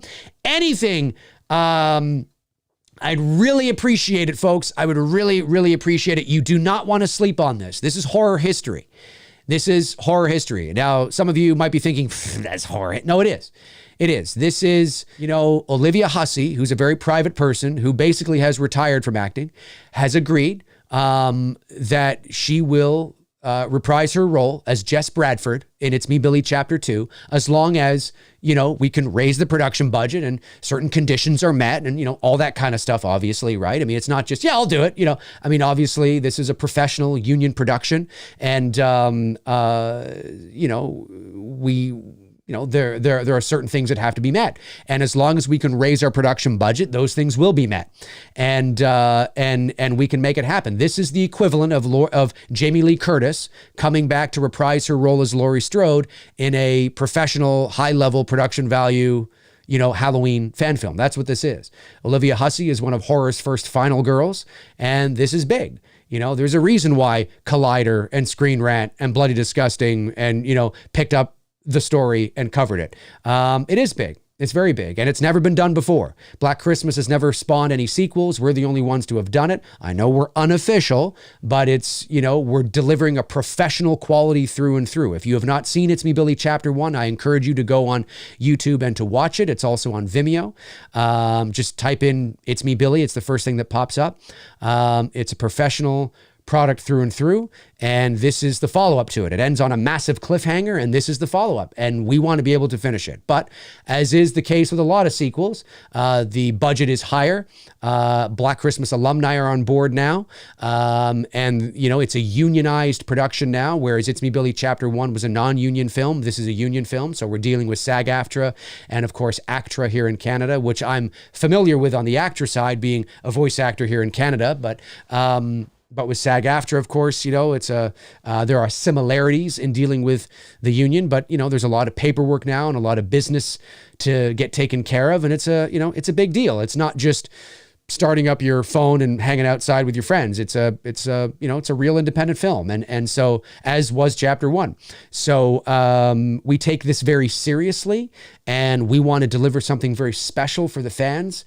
We worked very hard to make this potentiality a reality, and here we are. So, but we can't do it without you. This really is from the fans for the fans, and anything you can do to help. If you don't want to buy a Blu-ray or a T-shirt because you just don't care, do me a solid and donate to the campaign, because they're not associated with perks. So you can just scroll to the end of the perks on your phone, and there's a donate here button. You can donate $1, you can donate $5, $10, $100, $500, whatever you want to donate, you can donate. And it would help the campaign out, it would help the production out, and you're helping to create Black Christmas history. I mean, you really are. That's not hyperbole. We cannot shoot the movie without you. That number you see right there, that is the production budget. That is what we are raising. That is the money that's going to go towards paying the actors, paying the crew, the production insurance, craft services, accommodations, equipment rentals, post-production, the distribution of all the perks. You know, that's what this is for, right? And so if that money's not there, you know, we can't do it. So we love you guys. We appreciate everybody who has stepped up so far to help contribute to the campaign, to help make this thing a reality. We're almost there. We really are. We're less than 40 grand away now. We are almost there. We're 33% away with 3 weeks left to go. I truly believe we can do it. We just got to keep that momentum going so we can cross the finish line. You know what I mean? It's really important, folks. Really important. Let me see here. Super chat from Geek Muscle sends in $2. Says, Dave, John Carpenter is making a horror game. A horror game? That's cool. I haven't heard about this. Fill me in, folks. I haven't heard about this horror game. I'm down. Fast Forwards 289 sends in $4.99. Says, what's up, Dave? Congrats on the progress on the campaign so far. Thank you very much. By the way, I finally tried some Hawkins cheesies, and you're right. They are better. Oh, you got your, really? You got your self, how did you do that? Did you have it, wait, are you American or are you, I think you're American, right? Yeah. Because you just sent in $4.99 US. How did you get your hands on it? Do you live close to the border? Were you able to order some online? Do you have a friend that ships some to you or something? Hawkins cheesies are good. You see what I'm saying? They're thicker, they're fatter. Get your mind out of the gutter, folks. They're thicker, they're fatter, they're cheesier, and they're saltier. Oh man, but it's true. It's true. So there's, we have Cheetos up here in Canada as well. What Fast Forwards 289 is talking about, for those of you that don't know, is there's a Cheeto up here, a cheesy up here called Hawkins Cheesies. And they are so good, but distinctly Canadian. You can't get them in the States. At least I don't think you can. Anyway, maybe you can. I don't know. I don't think you can. And it's basically like Cheetos, but they're thicker, like really thick and crunchy and really cheesy and a lot saltier. Not like salty to the point where you're like, oh, not like that. But you notice, oh, this is cheesier and saltier. You know what I mean? Oh, they're good. They're so addictive. They're so addictive. So my girlfriend and I will often buy a bag of Hawkins cheesies when we sit down to watch Stranger Things because of the fictional town of Hawkins, Indiana. So it's kind of a tradition. And we do our best to try and keep it to watching Stranger Things only, because it would be very easy for us to just, every time we watch a movie, buy a bag of Hawkins cheesies, but they're so addictive. There's been times where I have polished off an entire bag and have regretted it, like totally. But I'm like, what am I doing? But I just can't stop eating. They're so good. They're so good. So that's awesome that you were able to get your hands on some. That's really cool, man. That's really cool. Salwayne's Knight says, Dave, you might have missed some super chats. Okay, let me go back. I got Geek Muscle. I got Sean McCarney. I got Antonis Andriotis. Maybe you were saying this before those. Hang on. Oh, Joe Bob. Yes, I did. Joe Bob sends in $5. Hello, Joe Bob. Says, it's Ghostbusters Day, Dave. Oh, it is too. You're right. Let's get Billy to 84K in honor of the 84 release date. Dude, I love your thinking. I love your thinking. I love Joe Bob's thinking. Ladies and gentlemen, let's get this as close to 84K as we possibly can. 84K, it's Ghostbusters Day. Ghostbusters Day. Let's do it the best we can, ladies and gentlemen. If we can get this thing to $84,000, that would be 70% of our production budget. I'm pretty sure that would be 70% of our production budget. Let's see if we can get as close as we can. Listen, there's 145 people in the chat room right now. Okay, there's 145 people in the chat room right now. And I'm just doing the math. I'm just doing the math and letting you all know. If 145 people right now all donated $10 to the campaign, that would boost this campaign $1,450. That would add an extra $1,400 to the campaign. It's incredible, isn't it? There's 148 people in here right now. If 148 people all donated, let's say $20. Let's say $20, right? That's not bad. $20, right? It's not a huge amount. That's like the cost of going to the movies, and actually, that's cheaper than going to the movies. If 148 people all donated $20 right now, that would put us at nearly $3,000, $2,960. Now, I understand that getting 148 people to all donate $20 is basically like, pulling teeth. I understand that because, people they don't want to be told what to do. I get it. I totally understand it. It's your money. You can do what you want with it. I'm just giving you the facts and the figures of how easy it would be to get this thing knocking on $84,000. You know what I'm saying? You don't even have to pick up a perk. You just go to the campaign, donate $20, 148 of you do it, and there we are. We're there. We're basically there. You know what I'm saying? Incredible. Absolutely incredible. That's all it would take, folks. That's all it would take. That's all it would take. Ghostbusters Day. Yeah. Captain Casual, I missed this one too, sends in $5, says, favorite Arnold Schwarzenegger film that isn't The Terminator? I'm going to say either Predator or I really like Kindergarten Cop, I think is fun. Twins, I think is great. So I'm going to say, Predator. I actually kind of have a soft spot for Jingle All the Way, which is hilarious. Oh, and Eraser. I like Eraser. I'm going to say Eraser, Predator, Kindergarten Cop, and Twins. That's classic Arnold. Oh, and True Lies. True Lies. I cannot forget True Lies. 100% True Lies. Maybe even above everything else. For sure. I missed a couple here. Andrew Stevens sends in $5. Thank you, Andrew. One of my great mods. Says, top 5 Dr. Loomis near heart attack screams and go. That would be a great video. Top 5 near heart attack screams, Dr. Loomis. That'd be funny. All right, and then Salwayne's Knight, $5, says, Dave, if the Masters of the Universe movie ever happens, who do you think could play Skeletor? And will they call everyone a boob? I don't know. You boob? I don't know. I don't know, but like I've said many times, for me, you've got to do Masters of the Universe. It has to have presence. It can't be, it's like I imagine a Masters of the Universe where I've talked about this, but like Skeletor is like 6'5". He is the Darth Vader of, it's not a cheesy, you take elements from the 80s cartoon, right? So basically it's you take elements from the 80s cartoon. And one of the elements I would take from the 80s cartoon is the size of them. So now we don't know how tall in terms of feet these characters were in the cartoon. But I would make Skeletor like Darth Vader. I would make him like 6'6", 6'7", and jacked. Now, there's not too many 6'6", 6'7" jacked guys around, but you can certainly find one. Or 6'6" jacked actors around, I should say. But you know what? That's where you do your due diligence. You find somebody, and he doesn't have to be a thespian either, right? But I want somebody who commands presence. Imagine an entrance. Go back to the Teenage Mutant Ninja Turtles of 1990 and Skeletor's entrance, right?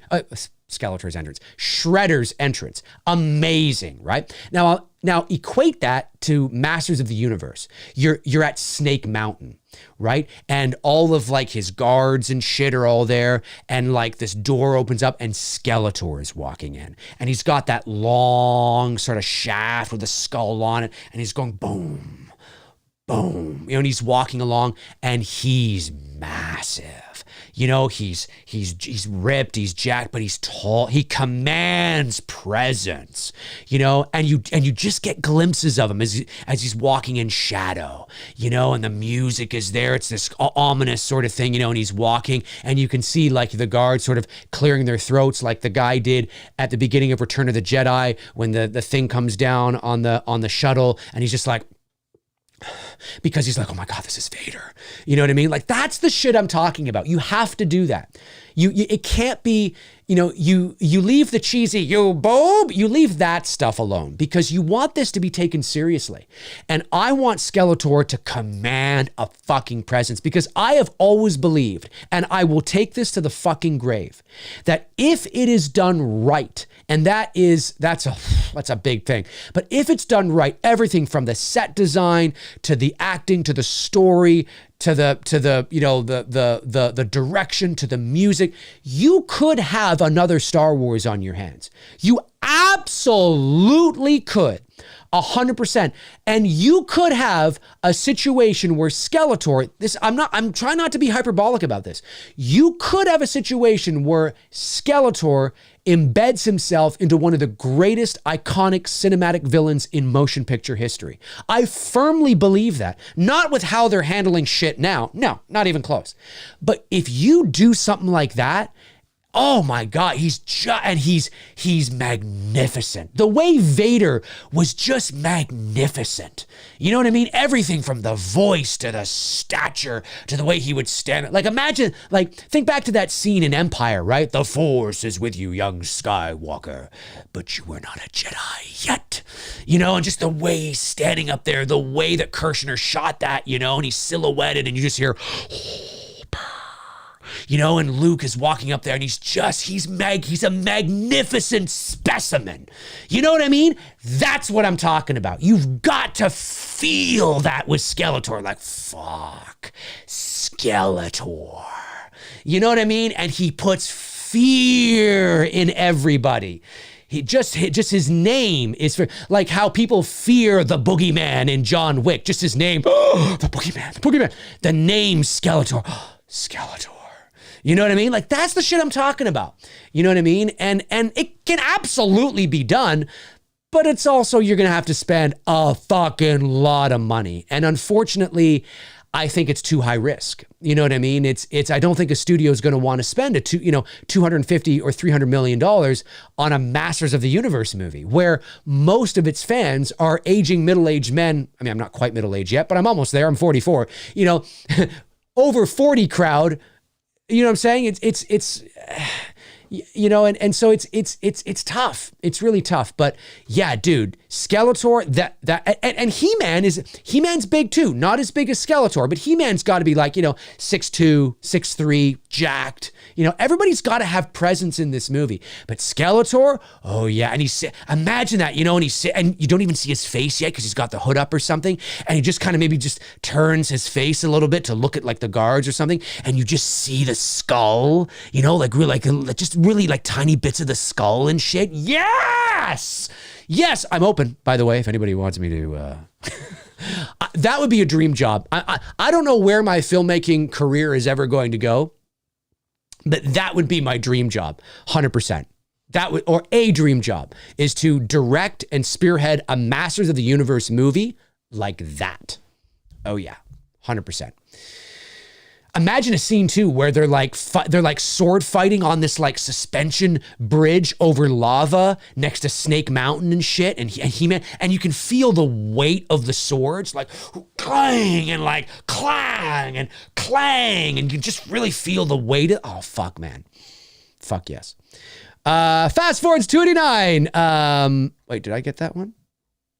Yes, Fast Forward's 289 sends in $4.99, says, oh, no, I read that one. Yes. Rob Lucas sends in $5, says, what do you think about Cameron making a new Terminator based on AI?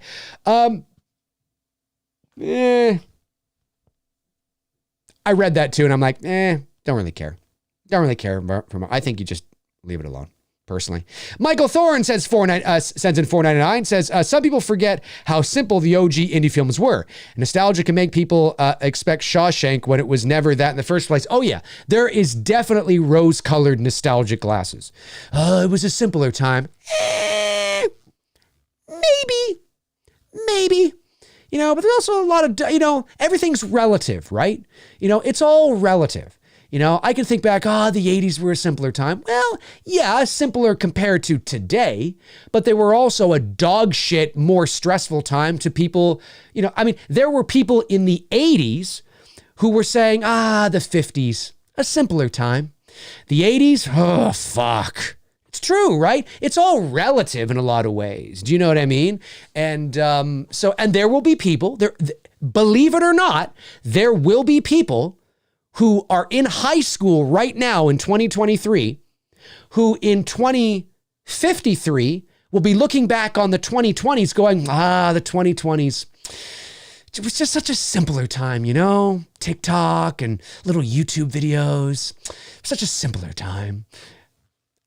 Because we'll be so much further advanced then, and even the world will be even crazier then. You know what I mean? So it's all relative at the end of the day. You know what I mean? Oh, there's definitely nostalgic rose-colored glasses for sure. Flick Symmetry sends in $9.99 and says, hi, Dave. Just curious if you asked Olivia if she retained any memorabilia from the original film and if she'd be willing to auction anything to help the fundraising effort. No, we did not ask that. I don't think she did keep anything.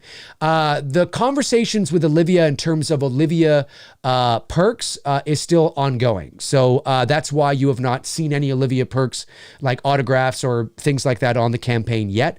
This is, it's an ongoing thing. I feel more confident that if our production budget is raised, that we will be able to have something like that on the campaign. Because remember, if the production budget is raised, we end up raising $120,000, then the campaign goes into demand, right? So we can continue to raise money after the fact. So that means all through the summer, we can add new perks if we want to.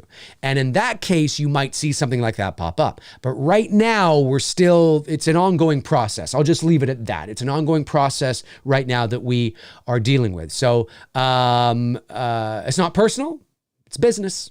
It's business, right? So we have to make sure that we have all our ducks in a row and things like that. So but no, I don't think there's any memorabilia because it was a low budget. It'd be like asking, Jamie Lee Curtis if did you keep anything from the original Halloween? She probably didn't, because nobody thought it was going to be anything, right? So yeah. But thank you for the super chat. Really appreciate that. Josh Lott just sends in a $5 super sticker. Appreciate that, Josh. Thank you very much. Antonis Andriota sends another $4.99. Says, with It's Me, Billy Chapter 2, will It's Me, Billy Chapter 2 be over 42 minutes long, or will it be as long as the first one? Will there be snow in the sequel you are making? So I don't know how long it's going to be. It's Me, Billy Chapter 1 was 38 minutes without credits, but the TRT, the total runtime, was 42 minutes with credits. The Chapter 1 script was about 23 and a half pages. The Chapter 2 script is about 21 and a half pages, so it's about 2 pages less. There's a rule of thumb in, filmmaking that, it's about a minute a page. So if you write a 90-page script, that's about a 90-minute movie. That's just a generalization.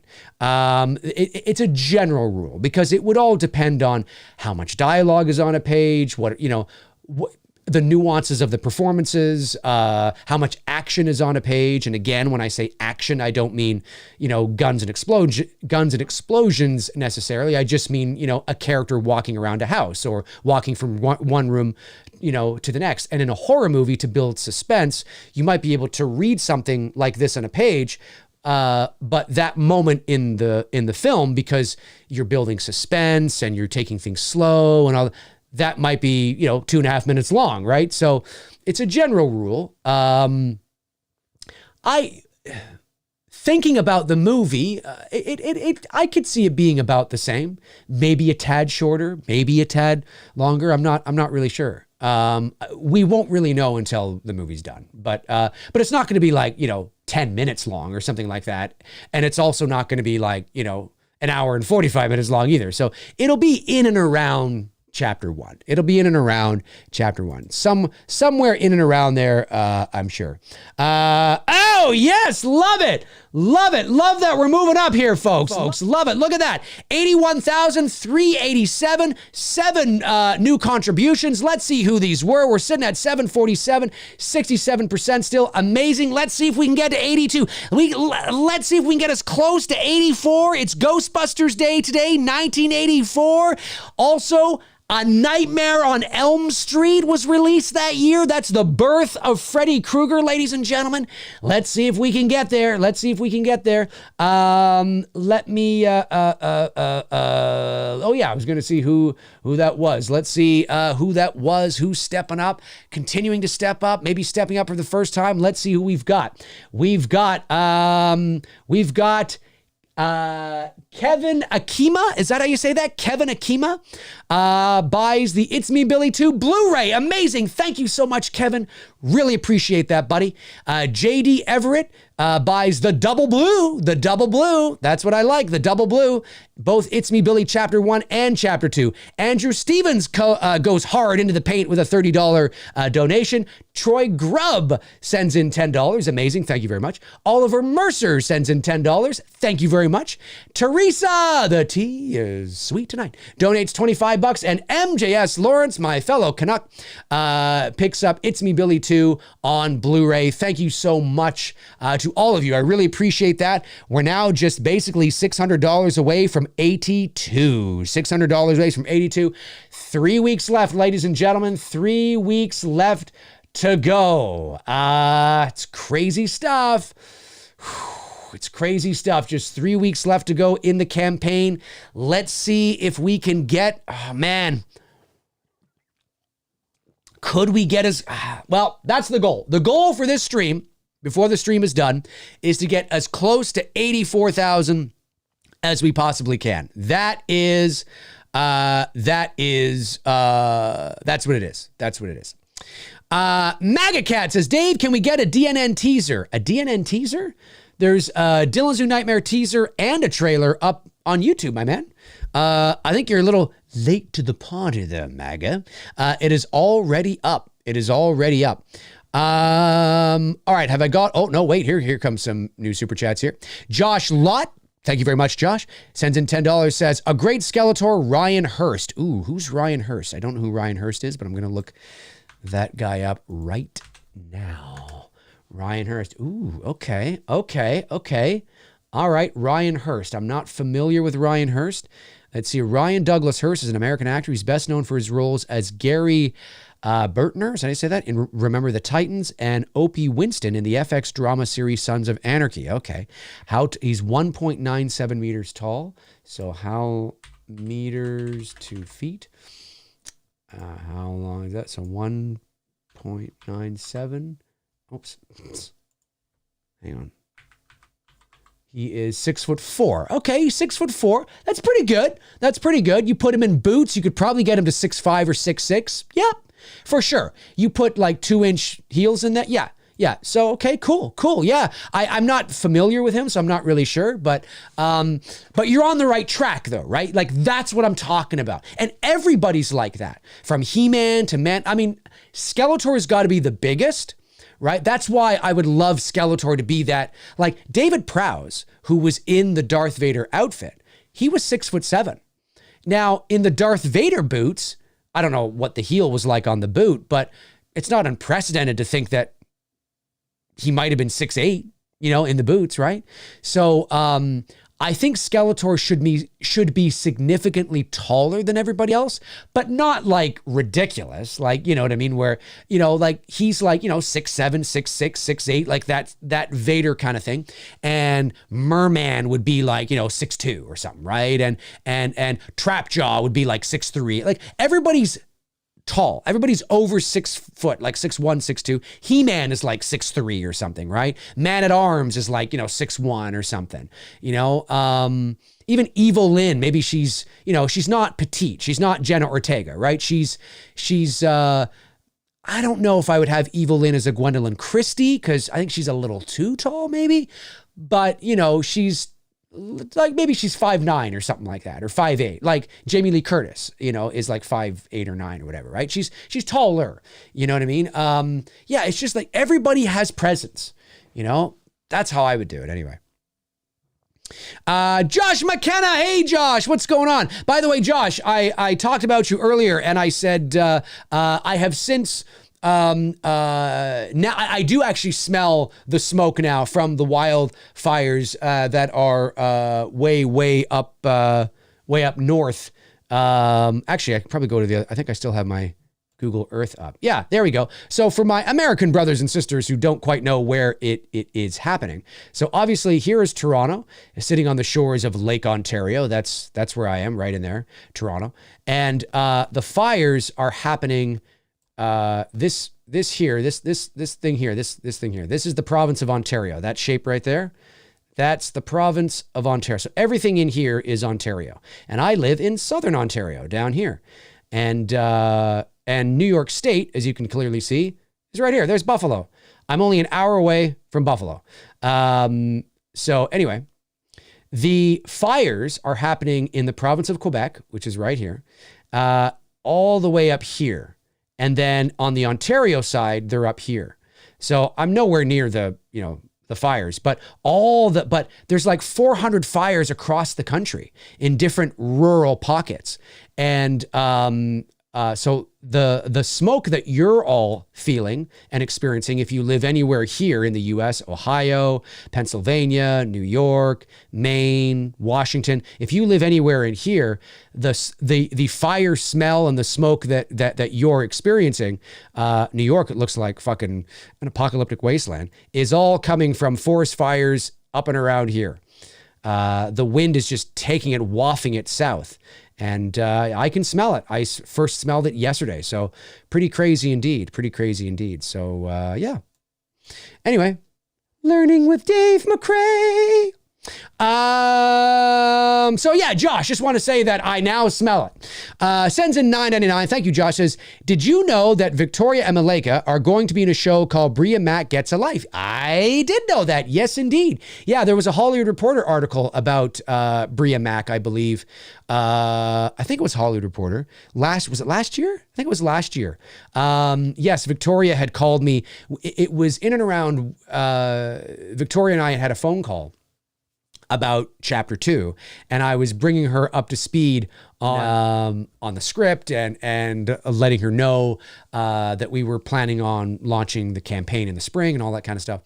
And she shared the good news with me. She's like, oh, I landed this role on this new show called Bria Mack Gets a Life, and Malika's in it. I'm like, oh, that's amazing. That's so cool. That's awesome. So the Billy team.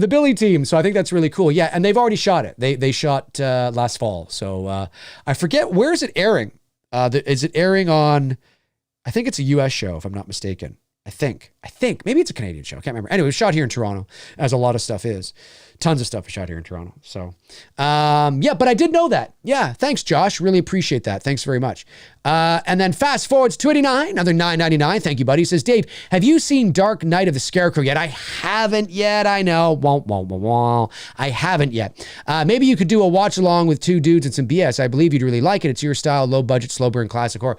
I will mention it to Tony. I will mention it to Tony and see if it may be something that he's seen or maybe he wants to watch. Tony and I will be back soon. I'm going to reach out to him actually, and we might be back this Monday. I'm not sure. I have to reach out to Tony and see what his schedule is like. He's just been very busy at the moment. And so, but don't worry, two dudes will be coming back. We'll be coming back, two dudes, 6 o'clock p.m. Eastern Standard Time, Monday nights. It's just been very busy at the moment. So I will mention it to him though, for sure. I will make sure to do that and see maybe, I don't know if he's seen it or not. I'm not entirely sure. Gone up a little bit. I'm loving it. Let's see who this was here. Let's keep it going, guys. Let's see if we can get to 82. Can we get to 82K? Can we get to 82K? Hey, Tabitha Short. Love it. Tabitha Short just picked up...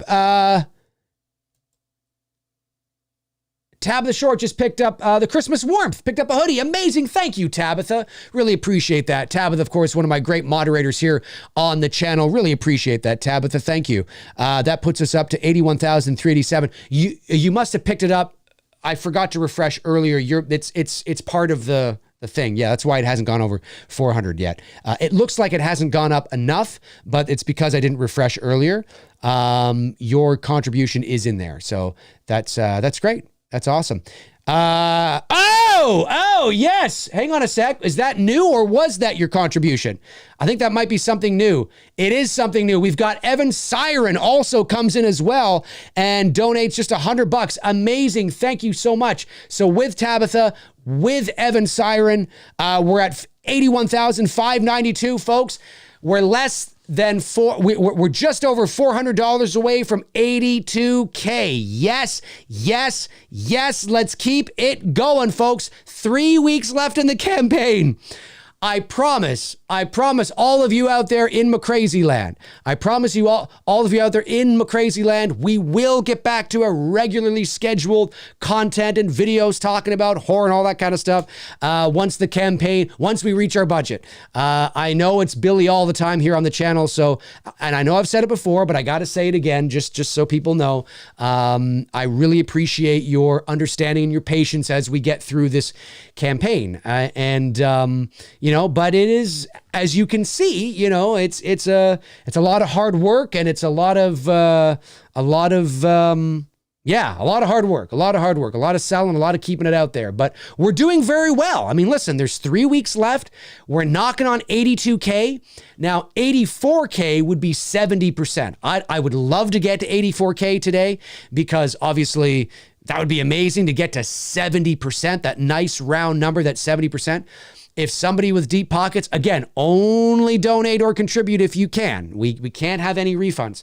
But all it would take is a couple of co-producer perks or a couple associate producer perks or the final co-producer perk. There's one, you can see it right there, one remaining co-producer perk. One of the big items on this is, of course, the Halloween Kills flashback mask by Jimmy Falco. And that would do it. That's 2,500 Canadian, about 1,800 US. And 3 people have picked that up. So again, if somebody did that today, that would definitely get us to 84. That would get us to 84. Yeah, for sure. But there's lots of other ways to do it. Folks. Even if just everybody watching right now all donated $20, that would do it too. So pretty cool stuff indeed. Fast forwards 29 sends in $9.99, says, Dave, have you seen, oh no, I already read that. I already read that. Hey, what's going on? Edward Nito, Godzilla brother from another mother, sends in $10. Thank you, buddy. Says, sup, Dave? I forgot to tell you about my wife's favorite video you did. Oh, okay, cool. You voiced the old lady in the It Chapter 2 teaser trailer. Her favorite line is, look at them, Beverly, look at them. Yes. So what Edward is talking about, for those of you that don't know, I did not do a voiceover the It Chapter 2 officially. I did do one. I did do a promo for It Chapter 1. That was a really cool thing for me to do. Was a 30-second movie promo for It Chapter 1. So that was official. I actually did do that. That was awesome. But yeah, when It Chapter 2 came out, there was that it wasn't a teaser trailer. Well, I guess it kind of was. It was that. Do you remember when they released that scene where Beverly goes over to the old apartment and she's met with this woman, and there was like, they played like the whole scene, and I took that and I took out the woman's voice, kept the rest of the audio, and added my own voice as the old woman. Yes, dearie. Look at them, Beverly. Look at them. Yes. You know, that kind of stuff, right? And it was really funny. Yeah, if you just YouTube Dave McCrae,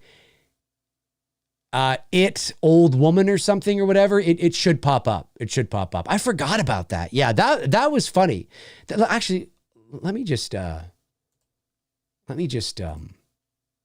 hang on a sec here. That was funny. It Chapter 2, Dave McCrae. There's my first impressions. Okay, that's my first impressions. Yeah, see, I'm going to have to do like old lady or something. Old woman? Is that going to do it? There it is. Yeah, there it is. Yeah, holy shit, it's got 49,000 views. Wow. I would play it for you here, but I don't want the stream to get dinged. Yeah, you're right. It is a teaser, but they just kind of play the. You're right, Edward. It is a teaser, but they just, it's just that one scene that is the teaser. Yeah, just YouTube. The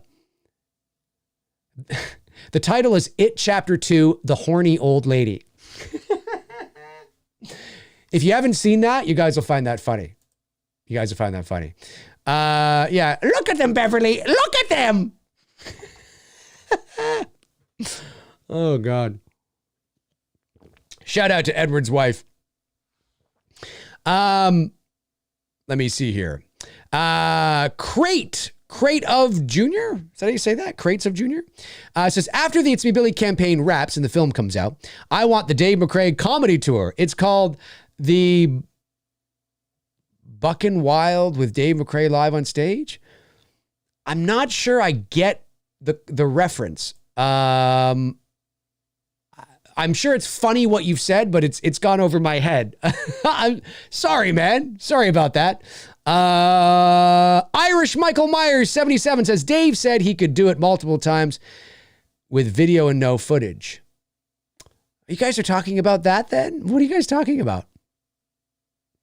I'll donate when Dave does the Irish moonwalk. Oh, I see what you're saying. Oh, the Irish moonwalk. Sorry, Irish Michael Myers. I'll donate when Dave does the moonwalk. I can show you. I can absolutely show you. Yeah, I should do that. And Bruce can vouch for me.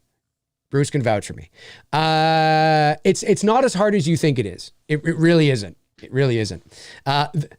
Victoria Miro can do the moonwalk. We have, actually, I think it, oh yeah, that would only be on the Blu-ray because it's on the BTS featurette. But she can do the moonwalk. Yeah, she did it when we were in the attic and we were setting up a shot. We had the Christmas music playing on the record player, and I think it was Jingle Bells or something. And Victoria was dancing, and then she just busted into doing the moonwalk. And I was like, oh! I was like, you can do the moonwalk! I can do the moonwalk! And Bruce was like, I can do the moonwalk! We had like 3 people that could do the moonwalk. We didn't do the moonwalk together, but maybe Victoria and I will bust that out on Chapter 2. Who knows? We'll have a moonwalk off. Something like that. Let me see. Just doing a refresh here. I love it. Look at that. We're getting closer. 81,762, 750 backers, ladies and germs. Who was that? I think we're going to hit 82K. I like that. I like that. We've got William Clump. William Clump picks up the official posters for It's Me Billy 1 and 2. Amazing. And that's limited as well. So that's awesome that you were able to snag that, man. That's awesome, because I think with you snagging that, there might only be 4 left now or something like that. Something like that anyway. So very cool. Very cool. Thank you very much, William. Really appreciate that. We're knocking on 82K. We've hit 68%. With William's contribution, we have officially hit 68%.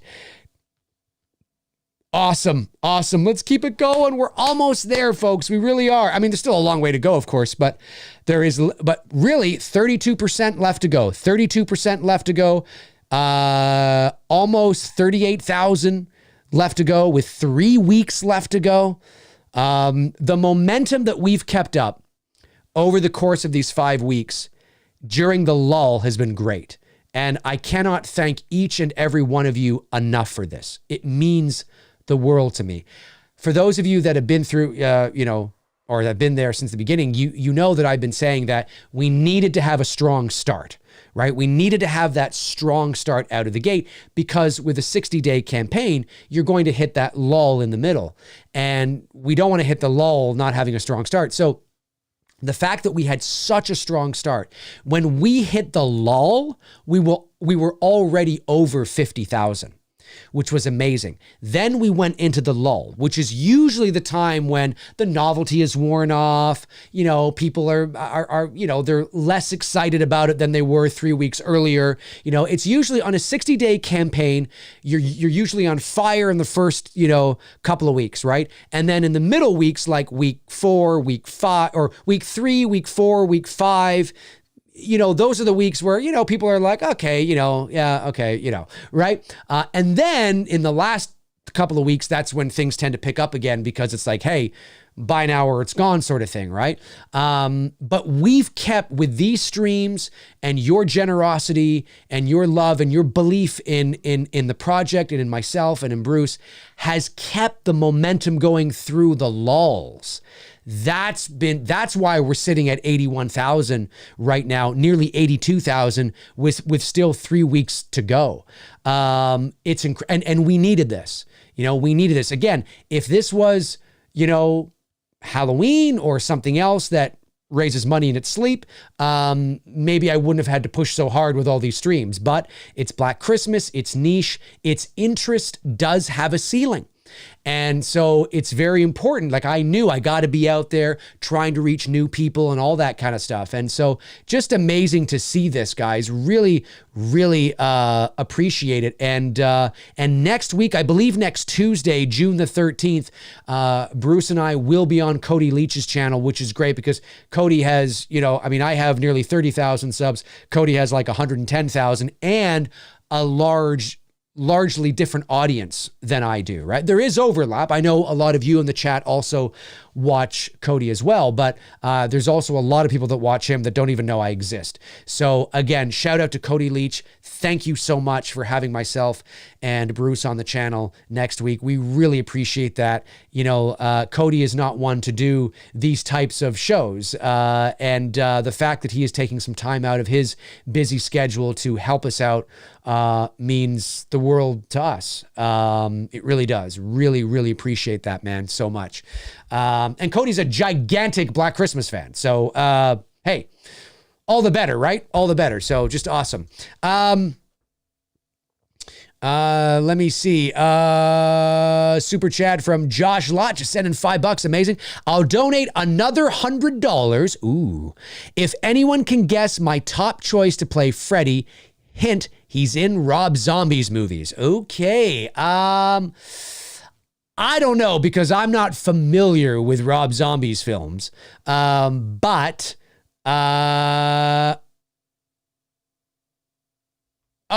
people, okay, I guess people got it. So let's see did Josh follow through? Let's see here, Josh. Or maybe that was, hang on a sec. Maybe I'm mixing it up here. Maybe that was no? Okay, so did somebody get it or no? I'm not entirely sure. Anyway, Josh says, sends in $2, says Richard Blake, Bill Moseley is second. Richard Blake. Let's check out Richard Blake here. Richard Blake. see here. Yeah, I could see that. I could see that. He's already almost 60 himself. So a few years younger than Bacon, but yeah, I could see it. I could see it. Yeah, Richard Blake, that's not a bad choice. It's not a bad choice. Not a bad choice. Not a bad choice at all. All right, I haven't missed any super chats, right? I just want to make sure I haven't missed any super chats. I don't think I have. Let me just go over to the other screen here and see. I don't believe I have anyway. No. Oh, wait, Fast Forward's $2.89. Yes, I did. I missed $1.99 from Fast Forward. It says, order them off of Amazon. Love the salt and cheese. We're talking about the Hawkins Cheesy. So that's, okay, so you could order them off Amazon. I didn't know that. Cool. Very cool. Yeah, they're great, aren't they? Aren't they great? Love the salt and cheese. That's what I'm talking about. And I love how thick they are, like the crunch. You know what I mean? Listen, Cheetos are great. I love Cheetos. They're great. But Hawkins Cheesies, I'm just saying, oh, Canada.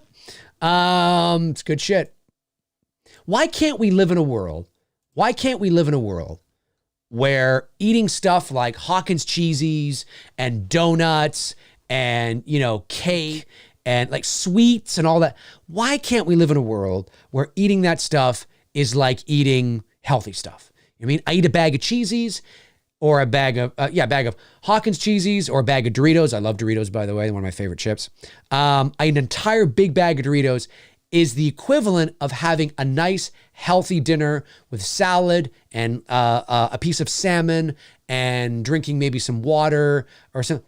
You know what I mean? What an amazing world it would be. Wouldn't it? Wouldn't it be an amazing world if we could all just, oh man.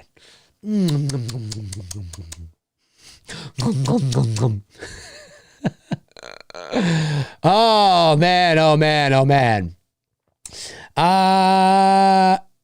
Yes, okay, so I think Josh Lott did come through.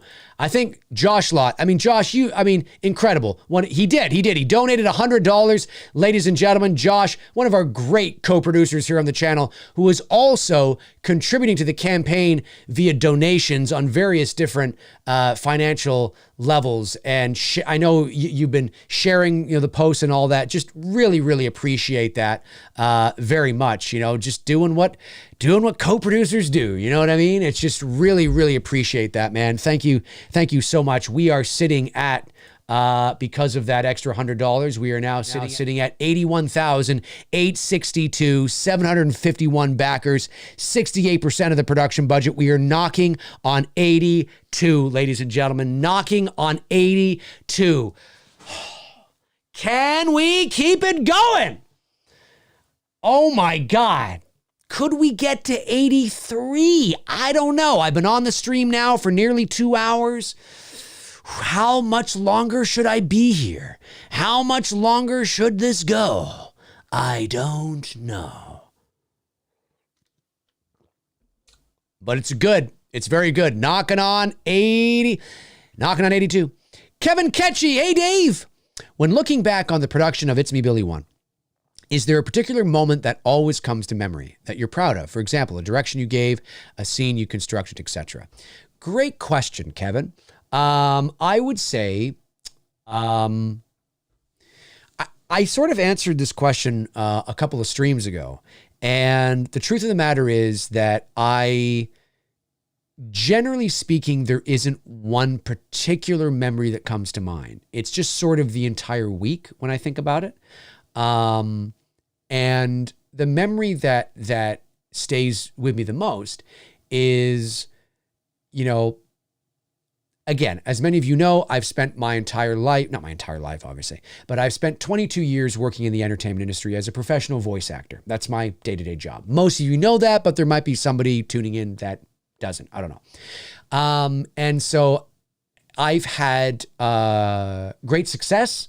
Been nominated for a Voice Arts Award 4 times, walked the red carpet at Warner Brothers, met all sorts of cool voice actors and industry professionals. And it's been a really cool experience. And I love voice acting. I love the craft. I love performing. 100% absolutely, right? I don't plan on retiring from voice acting. I want to continue to do it and all that kind of stuff. Love it.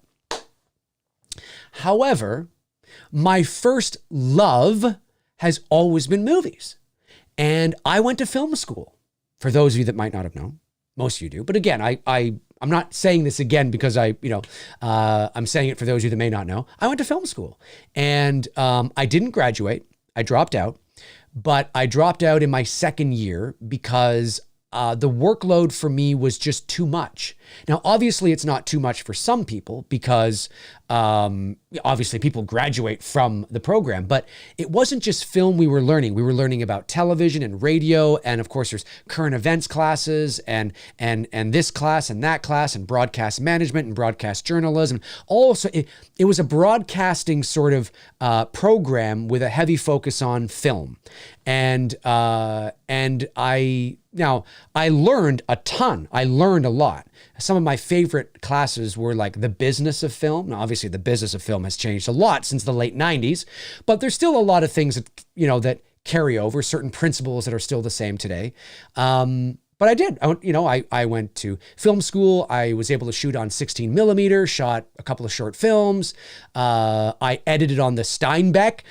For those of you that went to, I don't know about now. I don't think they teach that anymore because everything's digital. But certainly it was a cool way to edit a movie. And so I've always been a movie guy, right? Growing up as a young kid in the 80s. I was into movies. I was that kid that would rent movies and watch them over and over and over again. And I'm a movie guy. And here I am on YouTube talking about movies, right? But I always wanted to, and I love acting, love performing. I'm very theatrical, in case you haven't noticed.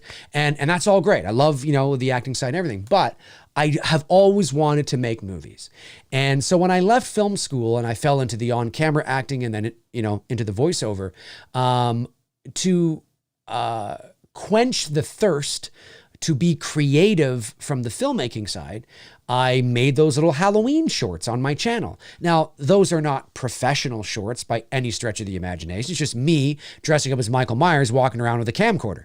But, they're not bad, using available lighting and all that. But it was really for me to be able to quench the thirst to create and to make little movies and things like that. But the older I got, and when I turned 40, right, I was like, I really want to give this a go, like make a real movie. You know what I mean? In terms of hiring crew, hiring actors, professional production value, shooting on professional grade cinematic camera with lenses, like shoot a real film. Because I'd never done that before, right? The closest I came was in 2011 when I did a short film called The Intruder, which I'm still very proud of. It's really good. It's on my channel. You should check it out. It's based on the first 20 minutes of When a Stranger Calls. But I'm getting to your point. But I'm prefacing all this because there's a reason why I'm telling this long story. So for me, when I think of when I got onto set to shoot It's Me, Billy, it was my first time being in that position with a professional crew who are not my friends. I mean, they're my friends now, but I mean, they weren't my friends. I didn't hire them because they were my friends. These are people I didn't know that were just, professionals that work in Canada's film and TV industry. And It's Me, Billy, Chapter 1 was just a stop for them. It was just, they've since gone on and been on all sorts of movies and shows, right? And so it was my first time being in that position. And I couldn't have asked for a better partner in crime than my best friend to be the co-producer and co-writer and co-director. And there we were. And because it was, no, it's not like a $5 million movie. It's not like I'm on like a Marvel set, but because it was a professional, short film, when I think of the experience, which is what your question is, I think really of everything, particularly how cool it was to be in that environment with real actors, real crew, cinematic grade, equipment, with a gaffer and a key grip and grips and a DP. And, like I didn't have to worry about it. Do you know what I mean? It was so cool and people that this is what they do for a living. You know what I mean? There's a reason why Billy looks as great as it does. This is what they do. You know what I mean? The lighting and the cinematography and all that kind of stuff, right? I can take credit for the sound design because I did all the sound design. But also too, in terms of the look of Billy, I got to give myself and Bruce credit as well, because obviously it is the vision of the directors, right? In terms of the camera movement, the shot choices, lens choices, that's all us. That's all us. But anyway, yeah, that's what I think of just the entire experience of how great it was to finally, at 40 years old at that time, to be on a real movie set, directing a real movie. And it was just awesome to be able to look at the monitor and everybody doing their jobs and being so professional. And it's just like, this is really, you know what I mean? And because of that, you've heard me say this a few times, because of that experience, there was a level of authenticity. Every time I woke up and went to set, it felt like we were shooting the real sequel. Because Black Christmas never spawned any sequels. And the only other fan film I think that there was some amateur one from kids.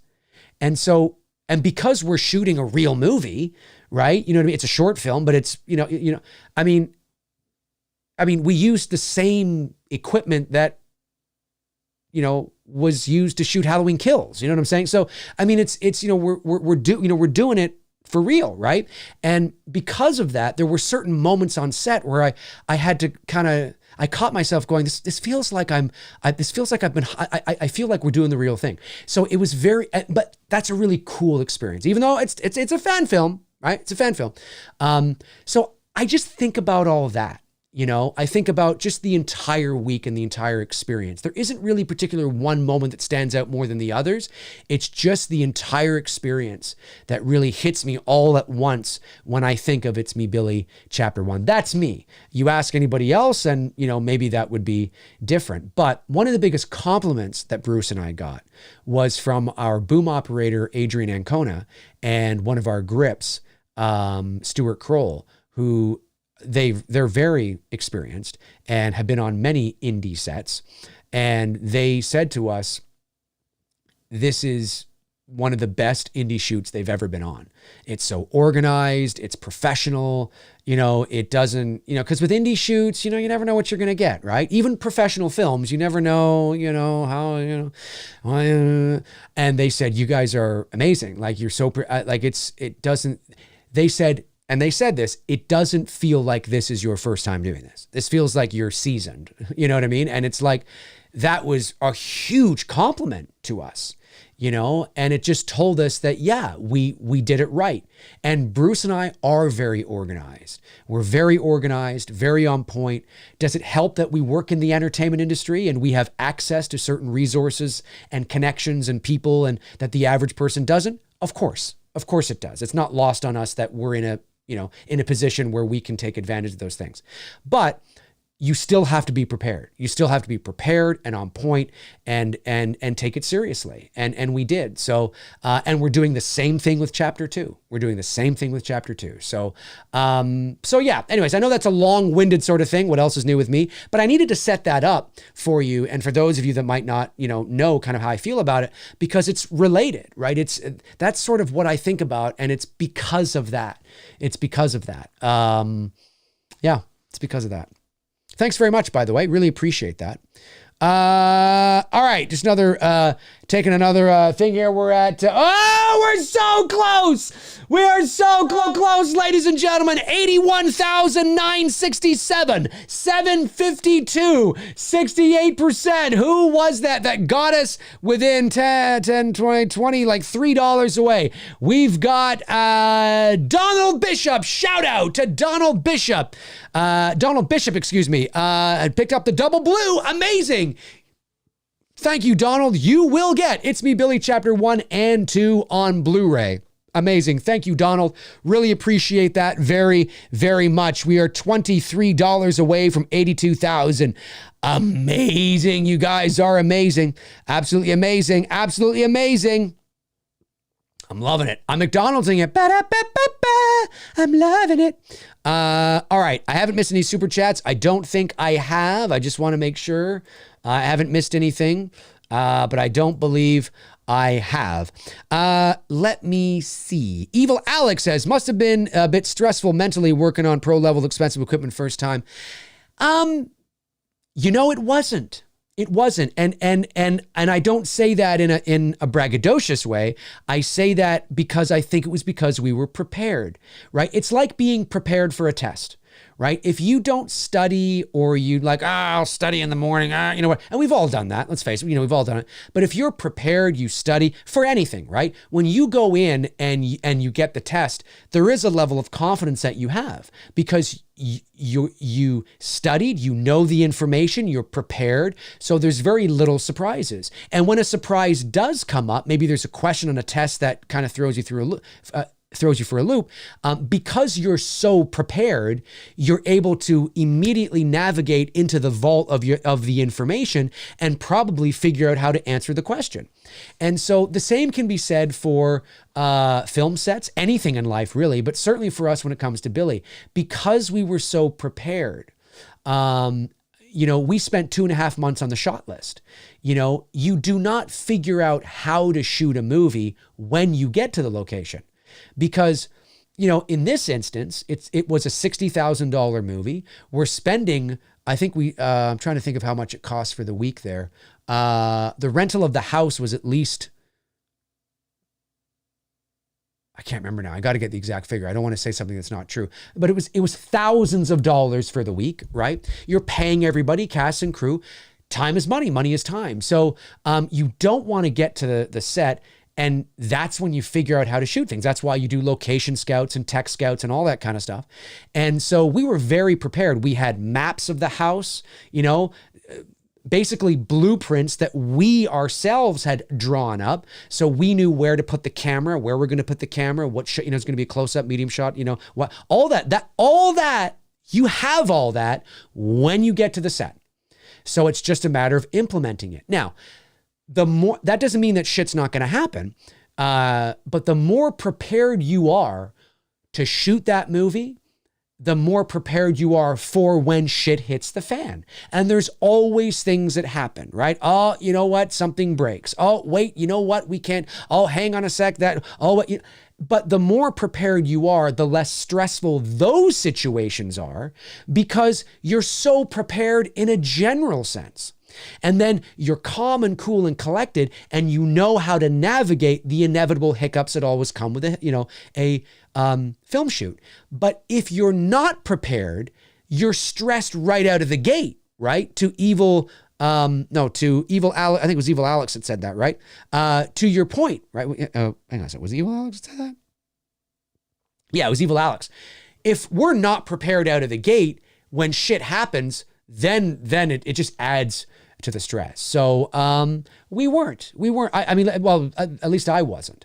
I just found it fascinating and interesting. And again, it's not the first time I've been around equipment like that, right? You know what I mean? It's not the first time I've been in that environment. It's just the first time I've been in that environment on this level where I'm not, I'm the co-director, co-producer, and co-writer, right? Like I'm the guy in charge. I'm the co-manager on set, right? It was my first time on that level in that position. But because we were so prepared and everybody was so great and I'm familiar with the environment and things like that, it went fairly smoothly. But it may not have if we tried to wing it, but you can't wing with that kind of shit. You can't. One of the compliments we always get from Greg too, who's our DP, I think one of the reasons why, not the only reason, but one of the reasons why he loves working with us is because we are so prepared so far in advance. Because it's not unprecedented, especially in the indie world, it's not unprecedented for you to be, let's take Greg, for example, to be approached to shoot a movie and then go to shoot that film a week later. He gets hired and he's only got a week to prepare, right? You know what I mean? That happens a lot in the indie world. With us, Greg's got like an entire fucking year. He's getting the script like 8 months out, right? He gets to go over the script and make notes himself and figuring out maybe, you know, how he wants to shoot something or light something, you know, based on the description of what's there in the script. He gets to talk with us and work with us and hear our vision. This is months before we go to camera. That's not a common thing in the indie world, right? So, but Bruce and I like to be prepared that way and give people the time. So when we all get to set, we're all prepared. We know, we've been there. We've done our scouts. We've done our tech scouts. We've done our, you know, location scouts. We've done our, you know, table reads, our rehearsals, our, you know, all that kind of stuff. And so, yeah, but yeah, it's intimidating in the sense of that, wow, it's the real deal. Like the zoom lens we had on set, the replacement cost for the zoom lens, right? The lens that gave us our great crash zooms, right? You know, that kind of stuff. Just the lens alone weighs 30 pounds and its replacement cost is $250,000. That's why you have production insurance. That's why you have production insurance. But yeah, very cool to be in that environment for the first time. And I learned a lot. I really did. I learned a ton, and I feel even more prepared and confident now going into chapter 2, which is great, There we are, ladies and gentlemen. Yes, there we are. We have done it. We have crossed $82,020. 754 backers, 68%, 22 days left. That's basically 3 weeks left. Absolutely amazing, ladies and gentlemen. Thank you so much for getting us to 82,000. Who was it that did it? I think it was a donation that came in to get us over the hump. Let's see. Yes, it was. It was Evan Siren that donated 33 Billy Bucks, and we got Trey Alamia, is that how you say that? Donated $20 as well. Thank you so much to Trey and to Evan. Really appreciate that. There it is, folks. 82,000. 20 Canadian Billy Bucks. 754 backers. Is it even in the sights that we could get to 83? I don't know. I have no idea, but it could happen. It could happen. Anything is possible here in the world of McCrazies. Anything is possible in the world of McCrazy land. Anything is possible. Anything is possible. You never know. You never know. You never know, ladies and germs. You never know. Incredible. Thank you so much. Now we're on our way to 83. We're on our way to 83. And I think when we hit, let me just see here. Let me see. When will we hit 69%? Let me see. We will hit 69%.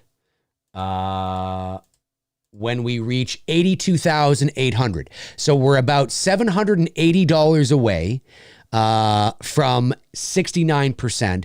And then the 70%, the nice round number of 70% will be at 84,000. So to get to 70% today, we'd have to reach 84,000. That's probably not going to happen. But you never know. You never know. All it takes is somebody coming in and dropping a bomb. But definitely it feels good to be at $82,020, 68%. Is it possible we could get to 69 today? I don't know. Another $780 will do it. Another $780 will do it. Absolutely incredible. Let me see here. Okay, got all that, got that. Just want to make sure I'm not missing anything. Frank Riker. Hey, Frank, what's going on, my man? Frank says, Dave, just finished watching Green Mile again. Oh, it's amazing. Which miracle of John Coffey's do you think had the biggest impact to the story? Warden's wife healed, house shake, and Paul's vision of Wild Bill's murders. I think those. I mean, both right there. You probably asked me to choose, though. I adore The Green Mile, for those of you that don't know. It's one of my favorite movies of all time. It doesn't quite hit one of the greatest movies of all time in the pop culture like The Shawshank Redemption does. Both directed by Frank Darabont, by the way. Shawshank is one of my favorite movies of all time. I legitimately do think The Shawshank Redemption is one of the greatest motion pictures ever made in the history of the medium, for sure, hands down, period. And I'm not alone in that. A lot of cinephiles, very smart people also think that. And there's a variety of reasons why. But The Green Mile, it came out in 1999. Just a fantastic film, moving, emotional. And it was what's so cool about it is that it's set in 1938, 36, something like that. And there's nothing really, it's such everything is very grounded in that movie. You know, you could make the argument and say that it's a supernatural drama, but with an emphasis on drama, because the supernatural part is very light. It's very, very light. And that's why to see when he opens his mouth and all those things come out, it feels eerie and strange in a movie that takes place in a certain time period where it feels very grounded. There's just, it was just balanced so well. It wasn't overdone. It didn't feel out of place. It truly felt like it complemented it. And Michael Clarke Duncan's performance is outstanding. Of course, they had him on a lot of boxes when he was standing next to certain people, because although he was quite tall, I think he was like 6'3" or 4", they did have him on a couple of boxes because I think they needed to get him into the round like the 6'9", 6'10" area. But just amazing film. So I think out of those two, the most moving one for me, I think, is the saving the warden's wife. Because it just was the whole event, the music. And by the way, for those of you that don't know, The Green Mile has one of my favorite soundtracks ever of all time. It's just the score, I should say, because I know when I say soundtrack, some people might think I'm talking about like music with lyrics, but the score, it's one of my favorite scores of all time, is The Green Mile. It's weird, I know, but it's true. Love the eeriness, the haunting nature of it. I don't know. There's just something so wonderful about it. Like there's something so. Let me just. I'll try not to get dinged. Probably will though. Green Mile soundtrack. Oh man. Yeah, a Green Mile soundtrack. The Green Mile. Trying to find the one. Green Mile. I don't know. I think it's track 4 because it's the mouse, right? Am I right on that? Is this it? No, but it is awesome. So like this is just a piece of the soundtrack here. This is a piece of the soundtrack.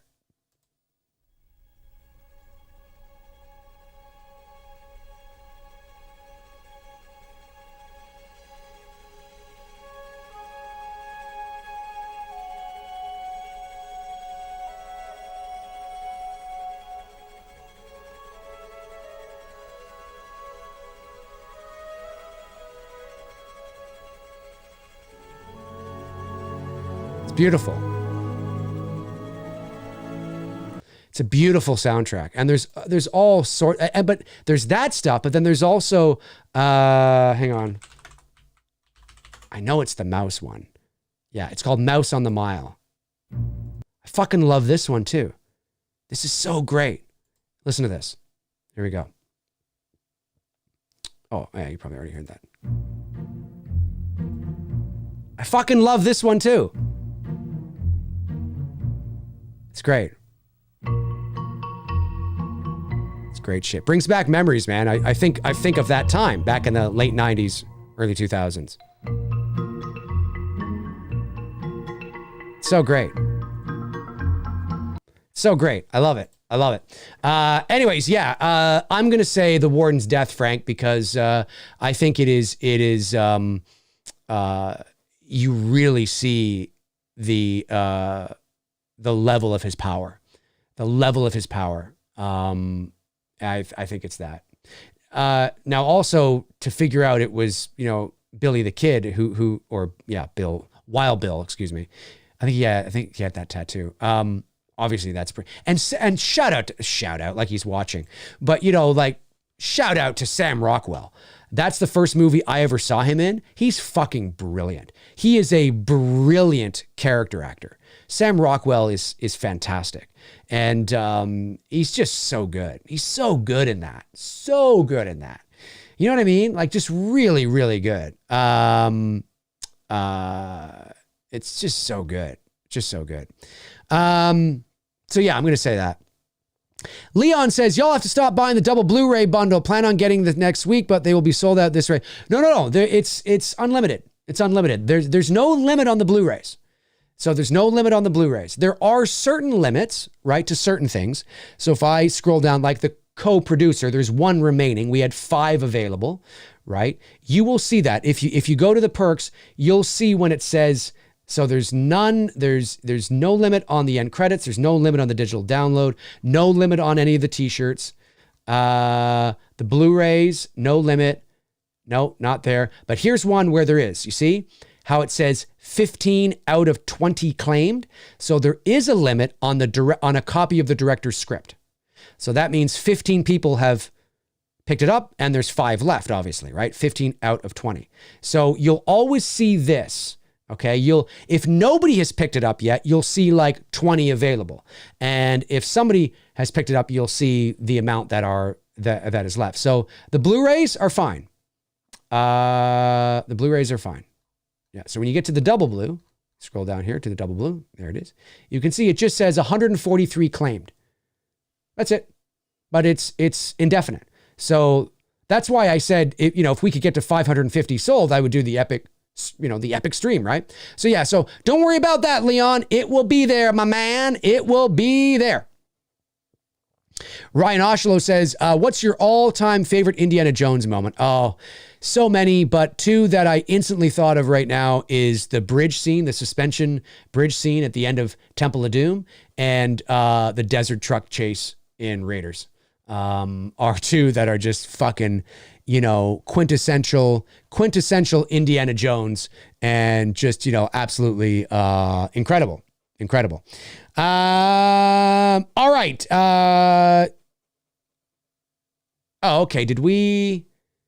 Okay. I think we had was that, what were you the fan? Let me just see here. No, we've got Calvonix. Hey, Calvonix stepped up, donated $5. Thanks very much, buddy. Really appreciate that, Calvonix. You're one of our associate producers, I believe, which is fantastic. Thank you very, very much. Really appreciate that. That puts us in at 82,000. Oh, maybe that was the one that put it at 82,000, or are we going to go to 25? We might go to 25 here. Might go to 25. We might go to 25. I don't know. But yeah, let's keep it going, folks, for as long as I'm on. Let's see, where are we at? We're at 2 hours and 25 minutes, 2 hours and 25 minutes. I've been doing a lot of 3-hour streams as of late. I would be willing maybe to take this thing to 3 hours, another half hour or so. We'll see how I feel. I'm always so hungry after these streams. Let me see here. Rob Thidoff says, Dave, I know you love Halloween, Jaws, The Shawshank Redemption, The Green Mile, and Raiders of the Lost Ark. Of these 5 movies, which one do you feel you would have made it, that I would have made it even better? I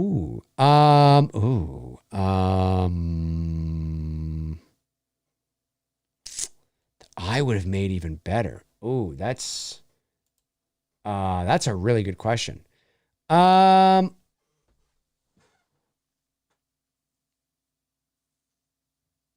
Maybe Halloween, maybe the original, because I can think of different things to do with Michael. Do you know what I mean? Like, so that are cool things, more of that stuff or whatever, but that doesn't necessarily make it better. I think it's easier. I think that's why. I think it's easier to tackle the subject matter of Halloween. Jaws, Shawshank, and The Green Mile, I mean, it would be a much harder because of the subject matter and because of the material, and they're all so great already. I mean, you can't improve Shawshank. You can't improve Jaws. You can't improve Green Mile. Halloween, you might be able to improve. You know what I mean? So I'll say that.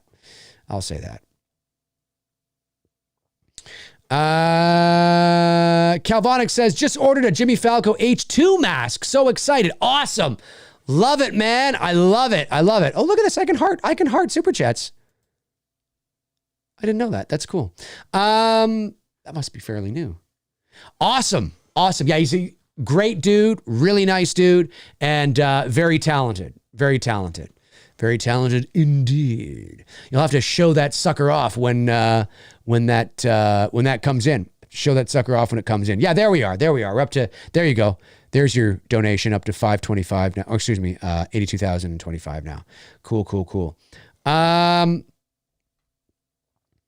Chester Franklin Jr. says, Dave, the Halloween shorts you did before, did you like to have fun to pretend to be Michael Myers? I love dressing up as Michael on Halloween with my candy amusement. I did. Yes, I did. I did, Chester. Absolutely. Yeah, no, it was fun. It's always fun to dress up as Michael Myers, and I have fun doing that shit. You know, I have fun doing that stuff. I was one of the first people that started doing that on YouTube. I wasn't the first, but I was one of them. Because the first one I ever did was in the summer of 2009. So 10, 11, 12, 13, 14 years ago. And YouTube back then is not what YouTube is today. So yeah, I was one of the first to start doing those little Halloween shorts. And they're still on there. I mean, they're still there. I wonder if the first one I ever did is on there. Well, the first one I ever did was called Halloween Lurking. No, that's actually not true. It's actually not true. The first one I did, that was the first one that got a lot. That has like 250 something thousand views. The first one I did was a bit different. But the Boogeyman, I mean, yeah, I like doing that kind of stuff. There's one called the Boogeyman that I did just about 3 or 4 years ago. They're fun. I haven't done one in a long time because I want to move away from that and, you know, start doing real stuff, right? But yeah. General Shepard says, Dave, thoughts on video games like GTA 5 making $1 billion in just 3 days and becoming the fastest selling entertainment product ever. And with releases like GTA 6 easily breaking that record easily. Yeah, well, listen, I mean, I'm not a gamer, so I would just say that, you know, it's business, right? The gaming world is gigantic business. And, you know, it's part of the entertainment industry. You know, the entertainment industry is it's professional voiceover, like me. It's the movie side of things. You know what I mean? With it's on camera acting. It's the studio executive side. It's, you know, it's the music industry is part of the entertainment industry. And you know, the world of video games is part of the entertainment industry. And so, you know, it's a, you know, there's a lot of things under the entertainment industry. And I think, it's huge. Video games are huge. And so that doesn't surprise me. Makes sense to me. Some video games make more than some movies do at the box office. So it's absolutely huge. I do like GTA 5. It was the reason why I bought the PS4. I don't have the PS4 anymore, but whenever I buy a console, I always make sure I have 2 games, NHL hockey and Grand Theft Auto. And now I don't have a PS5 yet. By the time I get around to buying a PS5, I could probably see it be like, oh, kind of shitty because there's a PS6 now. But I'm hoping that GTA 6 comes out soon. I don't know. Are they working on it? Is it in development? I don't know. I would love it to be out. I know these things take a long time. There's a lot of shit that goes into a game like that. And I get it. And you keep it, and every game you have to keep you're constantly in the state of reinventing yourself, right? Make it bigger, better, more badass, more places to go, more open world. So it takes a long time. It takes years and hundreds of millions of dollars. But it's a lot of fun to play. So yeah, no, my thoughts were just, yeah, it makes sense. It's a huge industry. It's huge, absolutely huge. All right, see here. Oh, I love it. We've gone up again.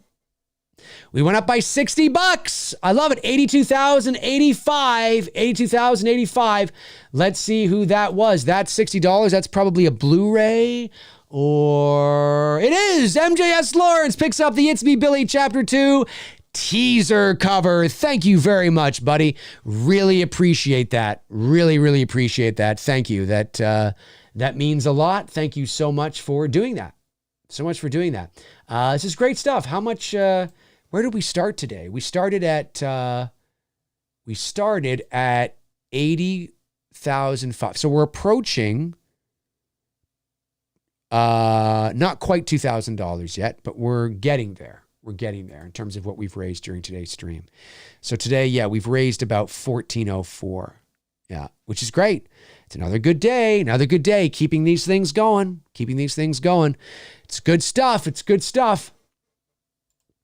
Thank you so much. And folks, again, for those of you that are still watching, feel free to send in donations. You don't have to pick up a perk as well, but shout out to everybody that has picked up a perk and donated so far. I know that there are also repeat backers who are stepping up and donating $100 here, $20 there, $30 here, $100 there. Really appreciate you guys doing that. Really, really do. And it means a lot. It means a lot. We're getting there. We're less than, well, like I said, we're about $750 away or so from 69%. It'd be nice to be rocking that 69%. I don't think we're going to be at 90,000. Well, you never know, right? You never know. Somebody could come in now. Somebody could come in tomorrow when I'm not doing a stream or something and drop a bomb. And all of a sudden, we're there. Ideally, I would love to be at 90,000 or as close to 90,000 as possible by, Sunday night, by Monday morning. That would be a great spot to be at, leaving us with, 2.5 weeks left. I'd like to be there. It goes quick. It goes quick, folks. It really goes quick. So we got to keep this going. Bobby Hall says, Dave, thoughts on the new diversity rules that have to be met for a movie to be nominated for Best Picture? Richard Dreyfuss said the rules make him vomit. Yeah. I agree with him. Again,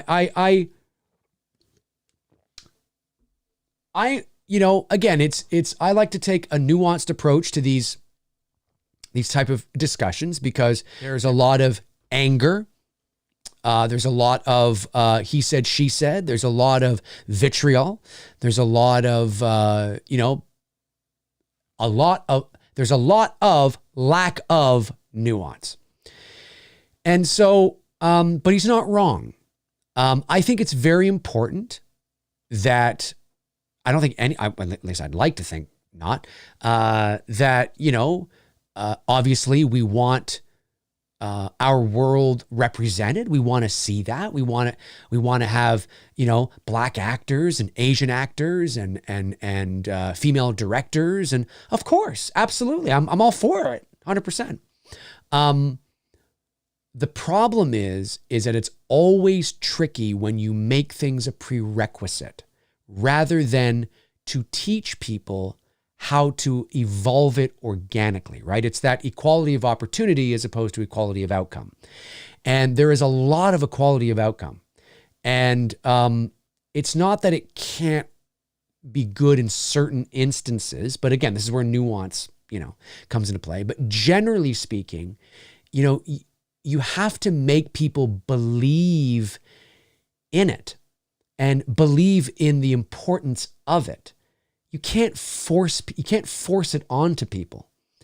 And the second you are it becomes a prerequisite, you are hindering people's creative outlet. And not creative outlet, but you are now telling people that you can never again make a movie unless you have 20% of X. And it's like, but the vision I have doesn't require that. Well, that's fine. You can make it. It just won't. It just will never be nominated. It's like, yeah, but that shouldn't be it shouldn't be like that, right? We should be teaching people the importance of representation. We should be allowing that to evolve organically, right? To evolve organically in the sense where people want to do it, right? They want to write about characters of color, about including this or that, even white people, right? Any kind of, it doesn't matter with your white, green, it doesn't matter. This whole race thing is just dog shit. I don't fucking care. I really don't care. It's just absolutely absurd to me. It's absolutely absurd. I don't care. I just want good stories, right? So that's what it should be about. It should be about teaching. Okay, when I say teaching, I don't necessarily mean formally teaching. I just mean it's about teaching society to move in these directions organically, right? And also not be afraid to nominate a movie that has an entire white cast, and to not be afraid to nominate a movie that has an entire black cast, and to not, like, it shouldn't matter as long as it's a good story and good characters and all that kind of stuff. Now, I'm also 44 years old, right? I was born in 1979. I grew up as a young kid through, I'm not saying I'm old. I'm just saying I'm old enough to remember when nobody cared about this shit. Nobody thought about this shit, right? And so, there might be a bit of that. Well, why, you know what I mean? Whereas if you're just coming up now and you're you're a teenager, you may look at these rules and be like, that sounds great to me. Let's force it. That sounds great. I don't think we should be forcing any of this on anybody. It hinders creative freedom. It really does. We should give people the opportunity to succeed. Give people the same level of opportunity. Do not discriminate based on race, based on gender, based on whatever. Do not discriminate. I have the same level of opportunity as Bob, and Bob is black. And Bob has the same level of opportunity as Jim, and Jim is Indian. And, I don't mean native Indian. I mean like Indian from India, right? And, whatever. The same opportunities. That's the way it should be. And then we all succeed and fail based on our own merits. That's what it is. That's what it is. Maybe that's an old school way of thinking, but I truly believe that. I think that's the way it should be. Give women the same opportunities. Now, again, there's nuance to it, right? Obviously, putting a woman in the National Football League, that's biology. She's going to get killed, right? Unless she herself is 6'6", 400 pounds, maybe then she could hold her own. But you know what I'm saying, right? This is where the nuance of those types of conversations come in, right? That are completely lost, and everybody wants to paint you in a corner so they can label you, all that kind of stuff. And I like to have nuanced conversations. And so, but generally speaking, yeah, that's how I feel. Give everybody the same opportunities and then see what happens. The problem is that if you're not giving people the same opportunities based on their race or gender, yeah, that is a problem. Again, it depends, right? Obviously, because of biology, men, generally speaking, will always be far stronger than women. That's why, generally speaking, most men are firefighters, right? You know what I'm saying? Doesn't mean there isn't a fucking tough, woman who's 5'11" and got, guns like Hogan and could fucking throw me over the fucking edge of beat the shit out of me. Of course, right? Look at some of these UFC fighters, right? We're speaking generally, right? And so, but nuance exists in that, right? Nuance really, we can't be afraid to have those types of conversations. So I'm all for it. I really don't care. I'm all for it. All for it, man. 100%. Let's get, women directors, and let's get some, the black. Yeah, let's get everybody. Let's invite everybody to the party. But that doesn't mean everybody's going to succeed at the same level. It doesn't mean that. We're all different. Right? And so, when it comes to the entertainment industry, yes, of course, bring more females into the director's chair, for sure. But we then cannot be afraid to say the movie, if it is obvious the movie failed because of hatred and, bigotry and misogyny, great. I don't mean that's great. I just mean that, okay, we can measure that. There's the evidence. There it is. I'm all on board. But we can't say, oh, the movie failed because it was a woman, you know what I mean? Or because they were black. You can't do that. You can't do that. The second you start doing that, quite frankly, I would think it would be insulting to the woman. I would like to think that a lot of women they don't want to be patronized.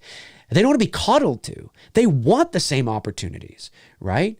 That's what I would think. And now I understand that I'm a very white man, and in today's world, my opinion apparently doesn't matter. But again, I think most women don't want to be coddled to or patronized to. They just want the same opportunities.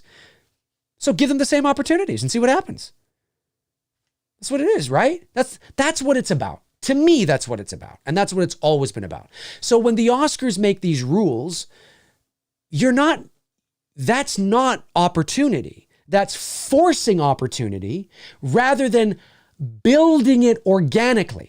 And when you build something organically, it's built into the subconscious. So there's no resentment. There's no, oh yeah, we got to do that. You know what I mean? There's none of that because people don't feel like they're being forced or their creative mind is being hindered. And well, I gotta, but in my mind, I was writing, it was a white guy. Well, listen, dude, we have too many white people. We got to have a black guy in this movie.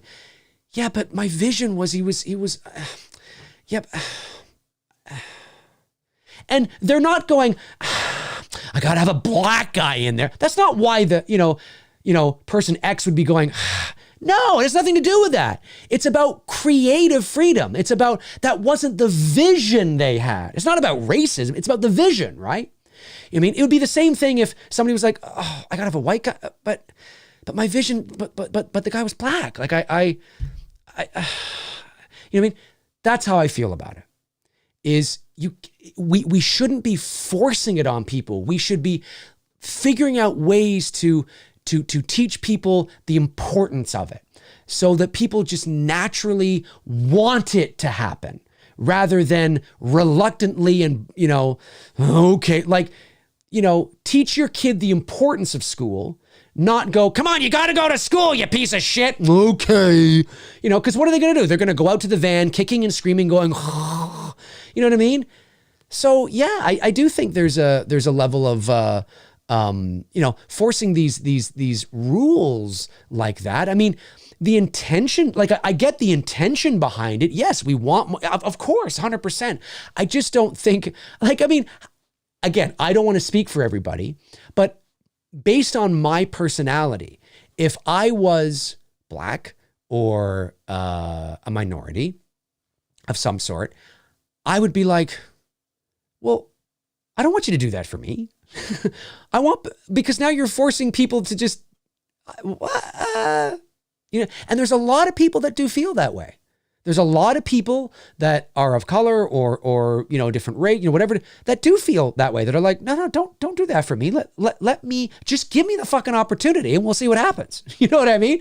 That's what it should be about. That's what it should be about, in my opinion. Anyways, I'm trying to walk that line because I don't want to get too political here because I know that these topics can be very, because everybody's raging over them, you know what I'm saying? But I would like to think that I handled that well, and that hopefully if you're watching after the fact or if you're watching live, you understand what I'm saying. You know what I mean? I'm all for it, man. I'm all for it. But the second you start forcing it on people, it devalues the people you're trying to lift up too. It's like a handout. Oh, hey, everybody, don't worry. Don't worry. Your movies will get nominated now because we forced inclusion. Oh, thanks. No, that's not how I get why they did that, but I just think it's the wrong thing to do. So I agree with Dreyfus. I do. I think it's like, it's like, no, it's not the same thing, but it's kind of like that. Let's get the popular Oscar. Do you remember that? It's like, no, anyway, we'll see how many subscribers I lose, but we'll see. And I don't think that's a political thing, really. Everybody, it just seems the world, like everything is politicized now. I don't think that's political. I really don't. I think and again, maybe it's because I'm 44, but it feels like common sense to me. It feels like common sense to me. Just give everybody the same opportunity and see what happens. Don't say, hey, your movie has to have this. What? Get the fuck out of here, man. Are you kidding me? If it does, okay, great. But what if that's not my vision? Oh, well then, basically, if it's not my vision, are you saying in some sort of weird way that I'm racist? Because my vision was an all-white cast?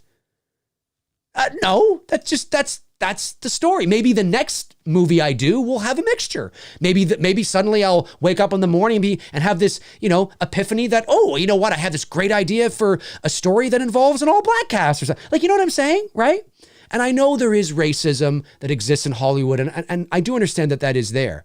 But I just think, yeah, forcing that on somebody is kind of like, but that's, oh, I really thought my movie was going to be Oscar worthy. Like, it's great performances, great story, great acting. Oh, great music, great cinematography, but can't be nominated because we don't have a black guy.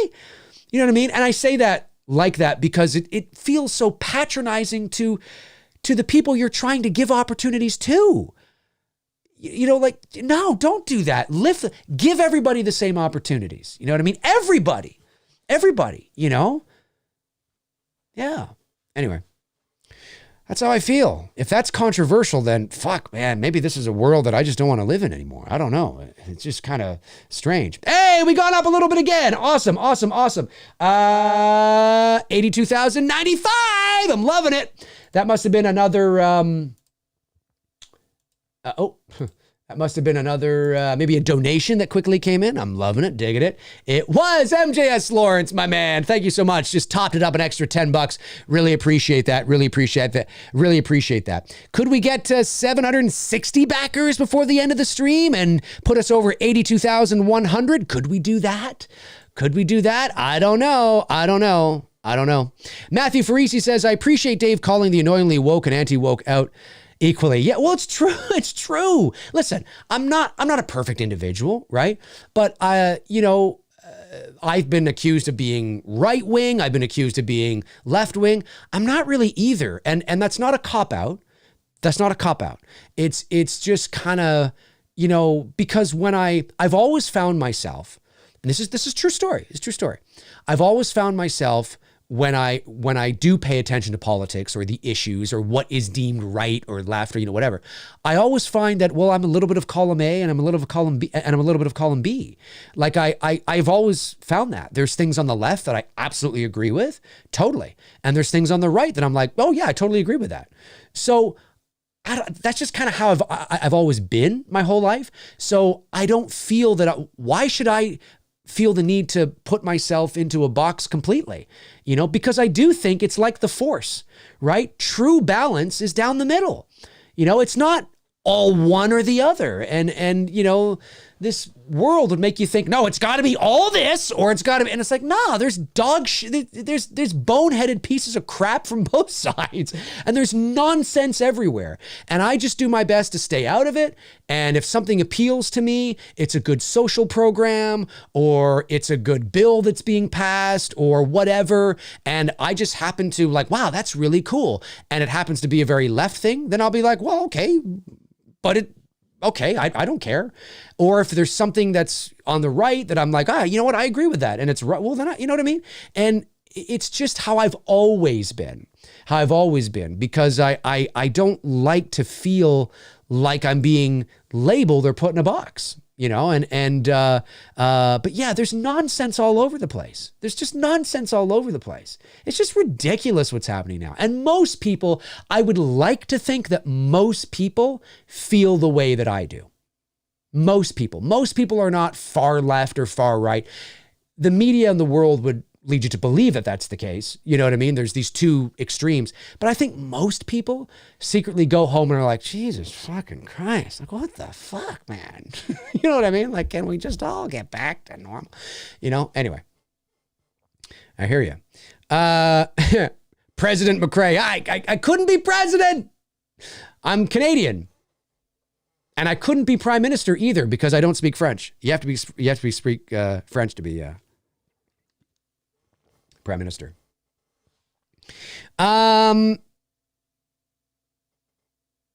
Evil Monsterism says, young people with functioning brains agree with you, Dave. I appreciate that. Thank you. Yeah, I'd like to think so. Like, I would like to think the rant I just went on there, like, if that's controversial, wow, I think I need to pack up and move up north and just live off the grid or something. I don't know, because it doesn't feel controversial to me. It just feels like, well, that shouldn't everybody get when You know what I'm saying? No! Holy shit. Okay. Geez, I didn't even know.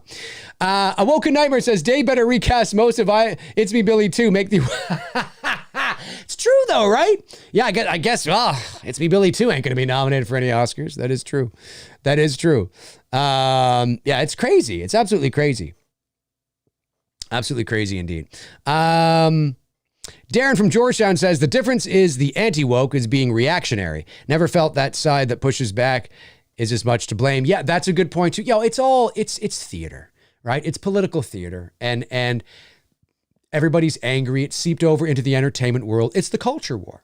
If I really wanted to make a living on this channel and like bump up my subs and start making like money, all I'd have to do is turn this. I'm not going to do this, by the way. I'm just saying. All I'd have to do is just turn this into a culture war channel. Keep it in the entertainment field, but all I got to do is just do a video. Like literally all I would have to do is when I get off here right now, do a video talking about how much Kathleen Kennedy has fucked over Star Wars and just rip into it and do it. All of a sudden I'd probably gain 50 subs and 10,000 views or something. Like, I mean, it's crazy. It's crazy. You know what I mean? It's crazy.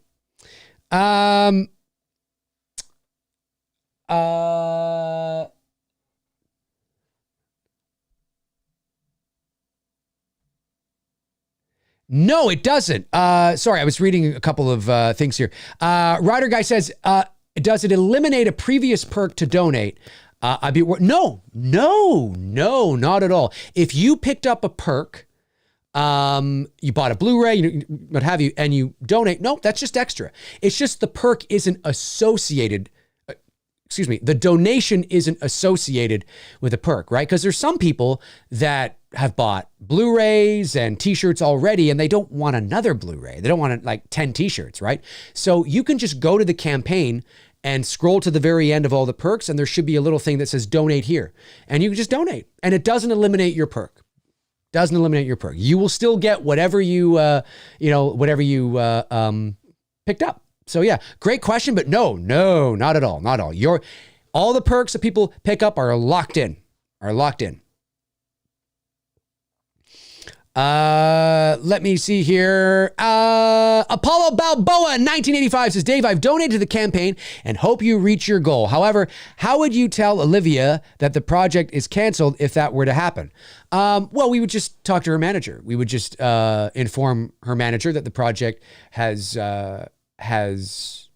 been canceled because we didn't raise enough money to do it. Now, here's the thing. Like I've been saying, we want to raise our full budget, right? $120,000. We're in a good spot right now.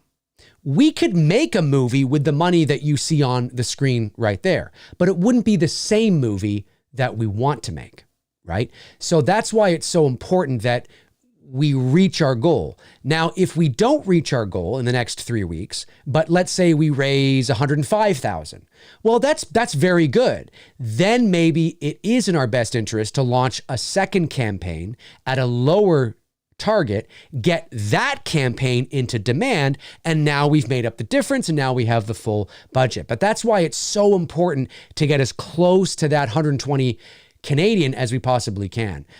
This is definitely enough to make a movie, for sure. I mean, we made the first movie on 60,000, but It's Me Billy Chapter 2 is also a union gig. And it's a union gig not just with Olivia and Lynn. It would be a union gig even if they were not in it. Caro is union, Victoria is union, right? You know what I mean? So it would be union rates anyway.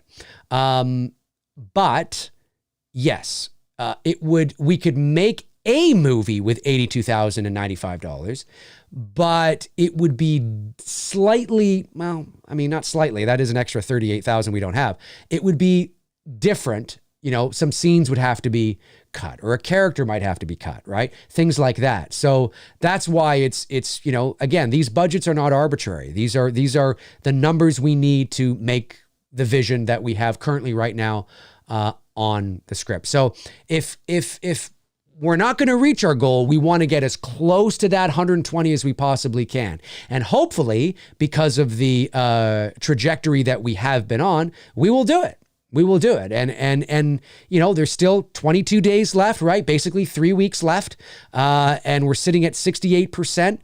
When that hits $84,000, that'll be 70%.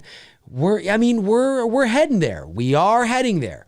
But for everybody out there that's been waiting and waiting and waiting, you might want to get in on it now because you might forget about it. And listen, the last 5 weeks have gone by really fast. Only 3 weeks left. It's going to go by. It's going to go by. So, but yeah, no, if the project was canceled altogether, then obviously we'd have to refund everybody's money and we would inform everybody that it's been canceled. But hopefully that's not going to happen. Dr. Terry who? Oh no, there's no question mark. It's just Dr. Terry who. Sends in $9.99. Thank you very much. Really appreciate that. I just want every gay married couple to be able to guard their pot farms with automatic rifles they buy with Bitcoin. Well, hey, you know what? I mean, you got to do what you got to do, right? You got to do what you got to do. Whatever tickles your fancy. I mean, if that's what you want to do, that's what you want to do. But pot here in Canada is legal. So, hey, just saying. And that was a liberal thing. That was a left liberal thing that was done. And I'm like, it's great. I'm like, yeah, it should be. I was at the very least for the decriminalization of it. I think people getting arrested for pot is fucking ridiculous. And I'm not a pot smoker, by the way. I'm not. I'm just using my common sense going, why are we putting people in jail for 10 years for pot? Like for fuck's sakes. Like for Jesus Christ. So even as a non-pot smoker, when the Liberal government of Canada a few years ago was like, we're going to legalize pot, I was like, yes, do it. Just based on principle alone. I was like, yeah, totally. That's of course. So it is. It's legal in every province here in Canada. I believe so. Anyway, every province. Yeah, it's legal. You can go up the street to they have pot stores now. It's great. They're popping up all over. And I say it's great, again, not because I'm a pot smoker, but just because it's the principle of it. You know what I mean? We shouldn't be arresting people for pot, and putting them in jail. Like, I mean, come on. You know what I mean? So dumb. Matthew Farisi says, you're so close to 82,100. I had to put you over the edge. Yeah, I appreciate that, buddy. I really do. Thank you so much. Thank you so much. Yeah, that's where we're sitting. 759. Oh, hey, love it. 759 backers, 82,167. Let's see who this was. I'm digging it.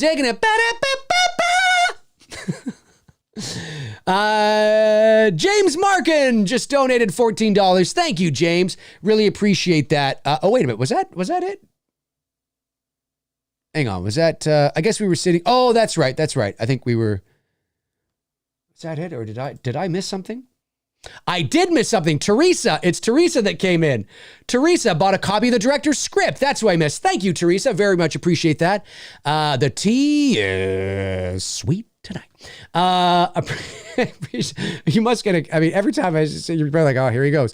Appreciate that very much, folks. Really, really do. 82,167. Holy snap and crap. We're basically 1, 2, 3, 4, 5, 6, 7. We're basically $700 away from 69%. 69%, $700 away, but 759 backers. This was a great stream. We have finally reached 3 hours. Holy jeez. How do I do it? How in the leaping hell do I sit here for 3 hours and talk nonstop? The energy that I exude, I have no Red Bull, no coffee, no energy drinks. It's just high on life, ladies and gentlemen. High on life. I want to make this movie really badly. That's enough of an incentive to get me to sit here and hype it up for sure. Power Packers 90 says, Dave, just donate. Had the extra $10 with spending money this week. Amazing. Appreciate that, buddy. Really appreciate that. Thank you. Thank you so much. Warren Armour, are you on something, Dave? On life, baby. High on life. High on life. All right, listen.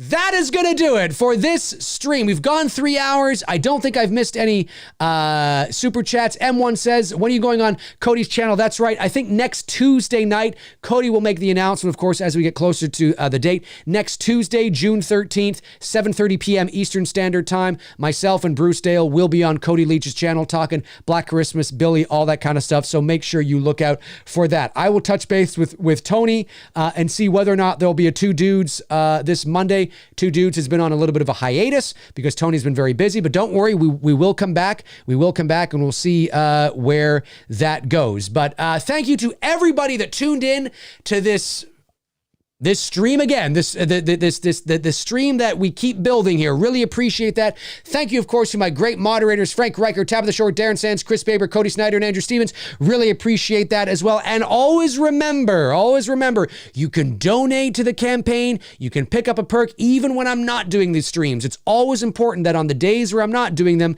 we're still receiving donations. We got to keep that pilot light there. We do not want to lay a goose egg. And we never want to have zero contributions on any day. So share it with your friends, your family, anybody who you think can help out with this.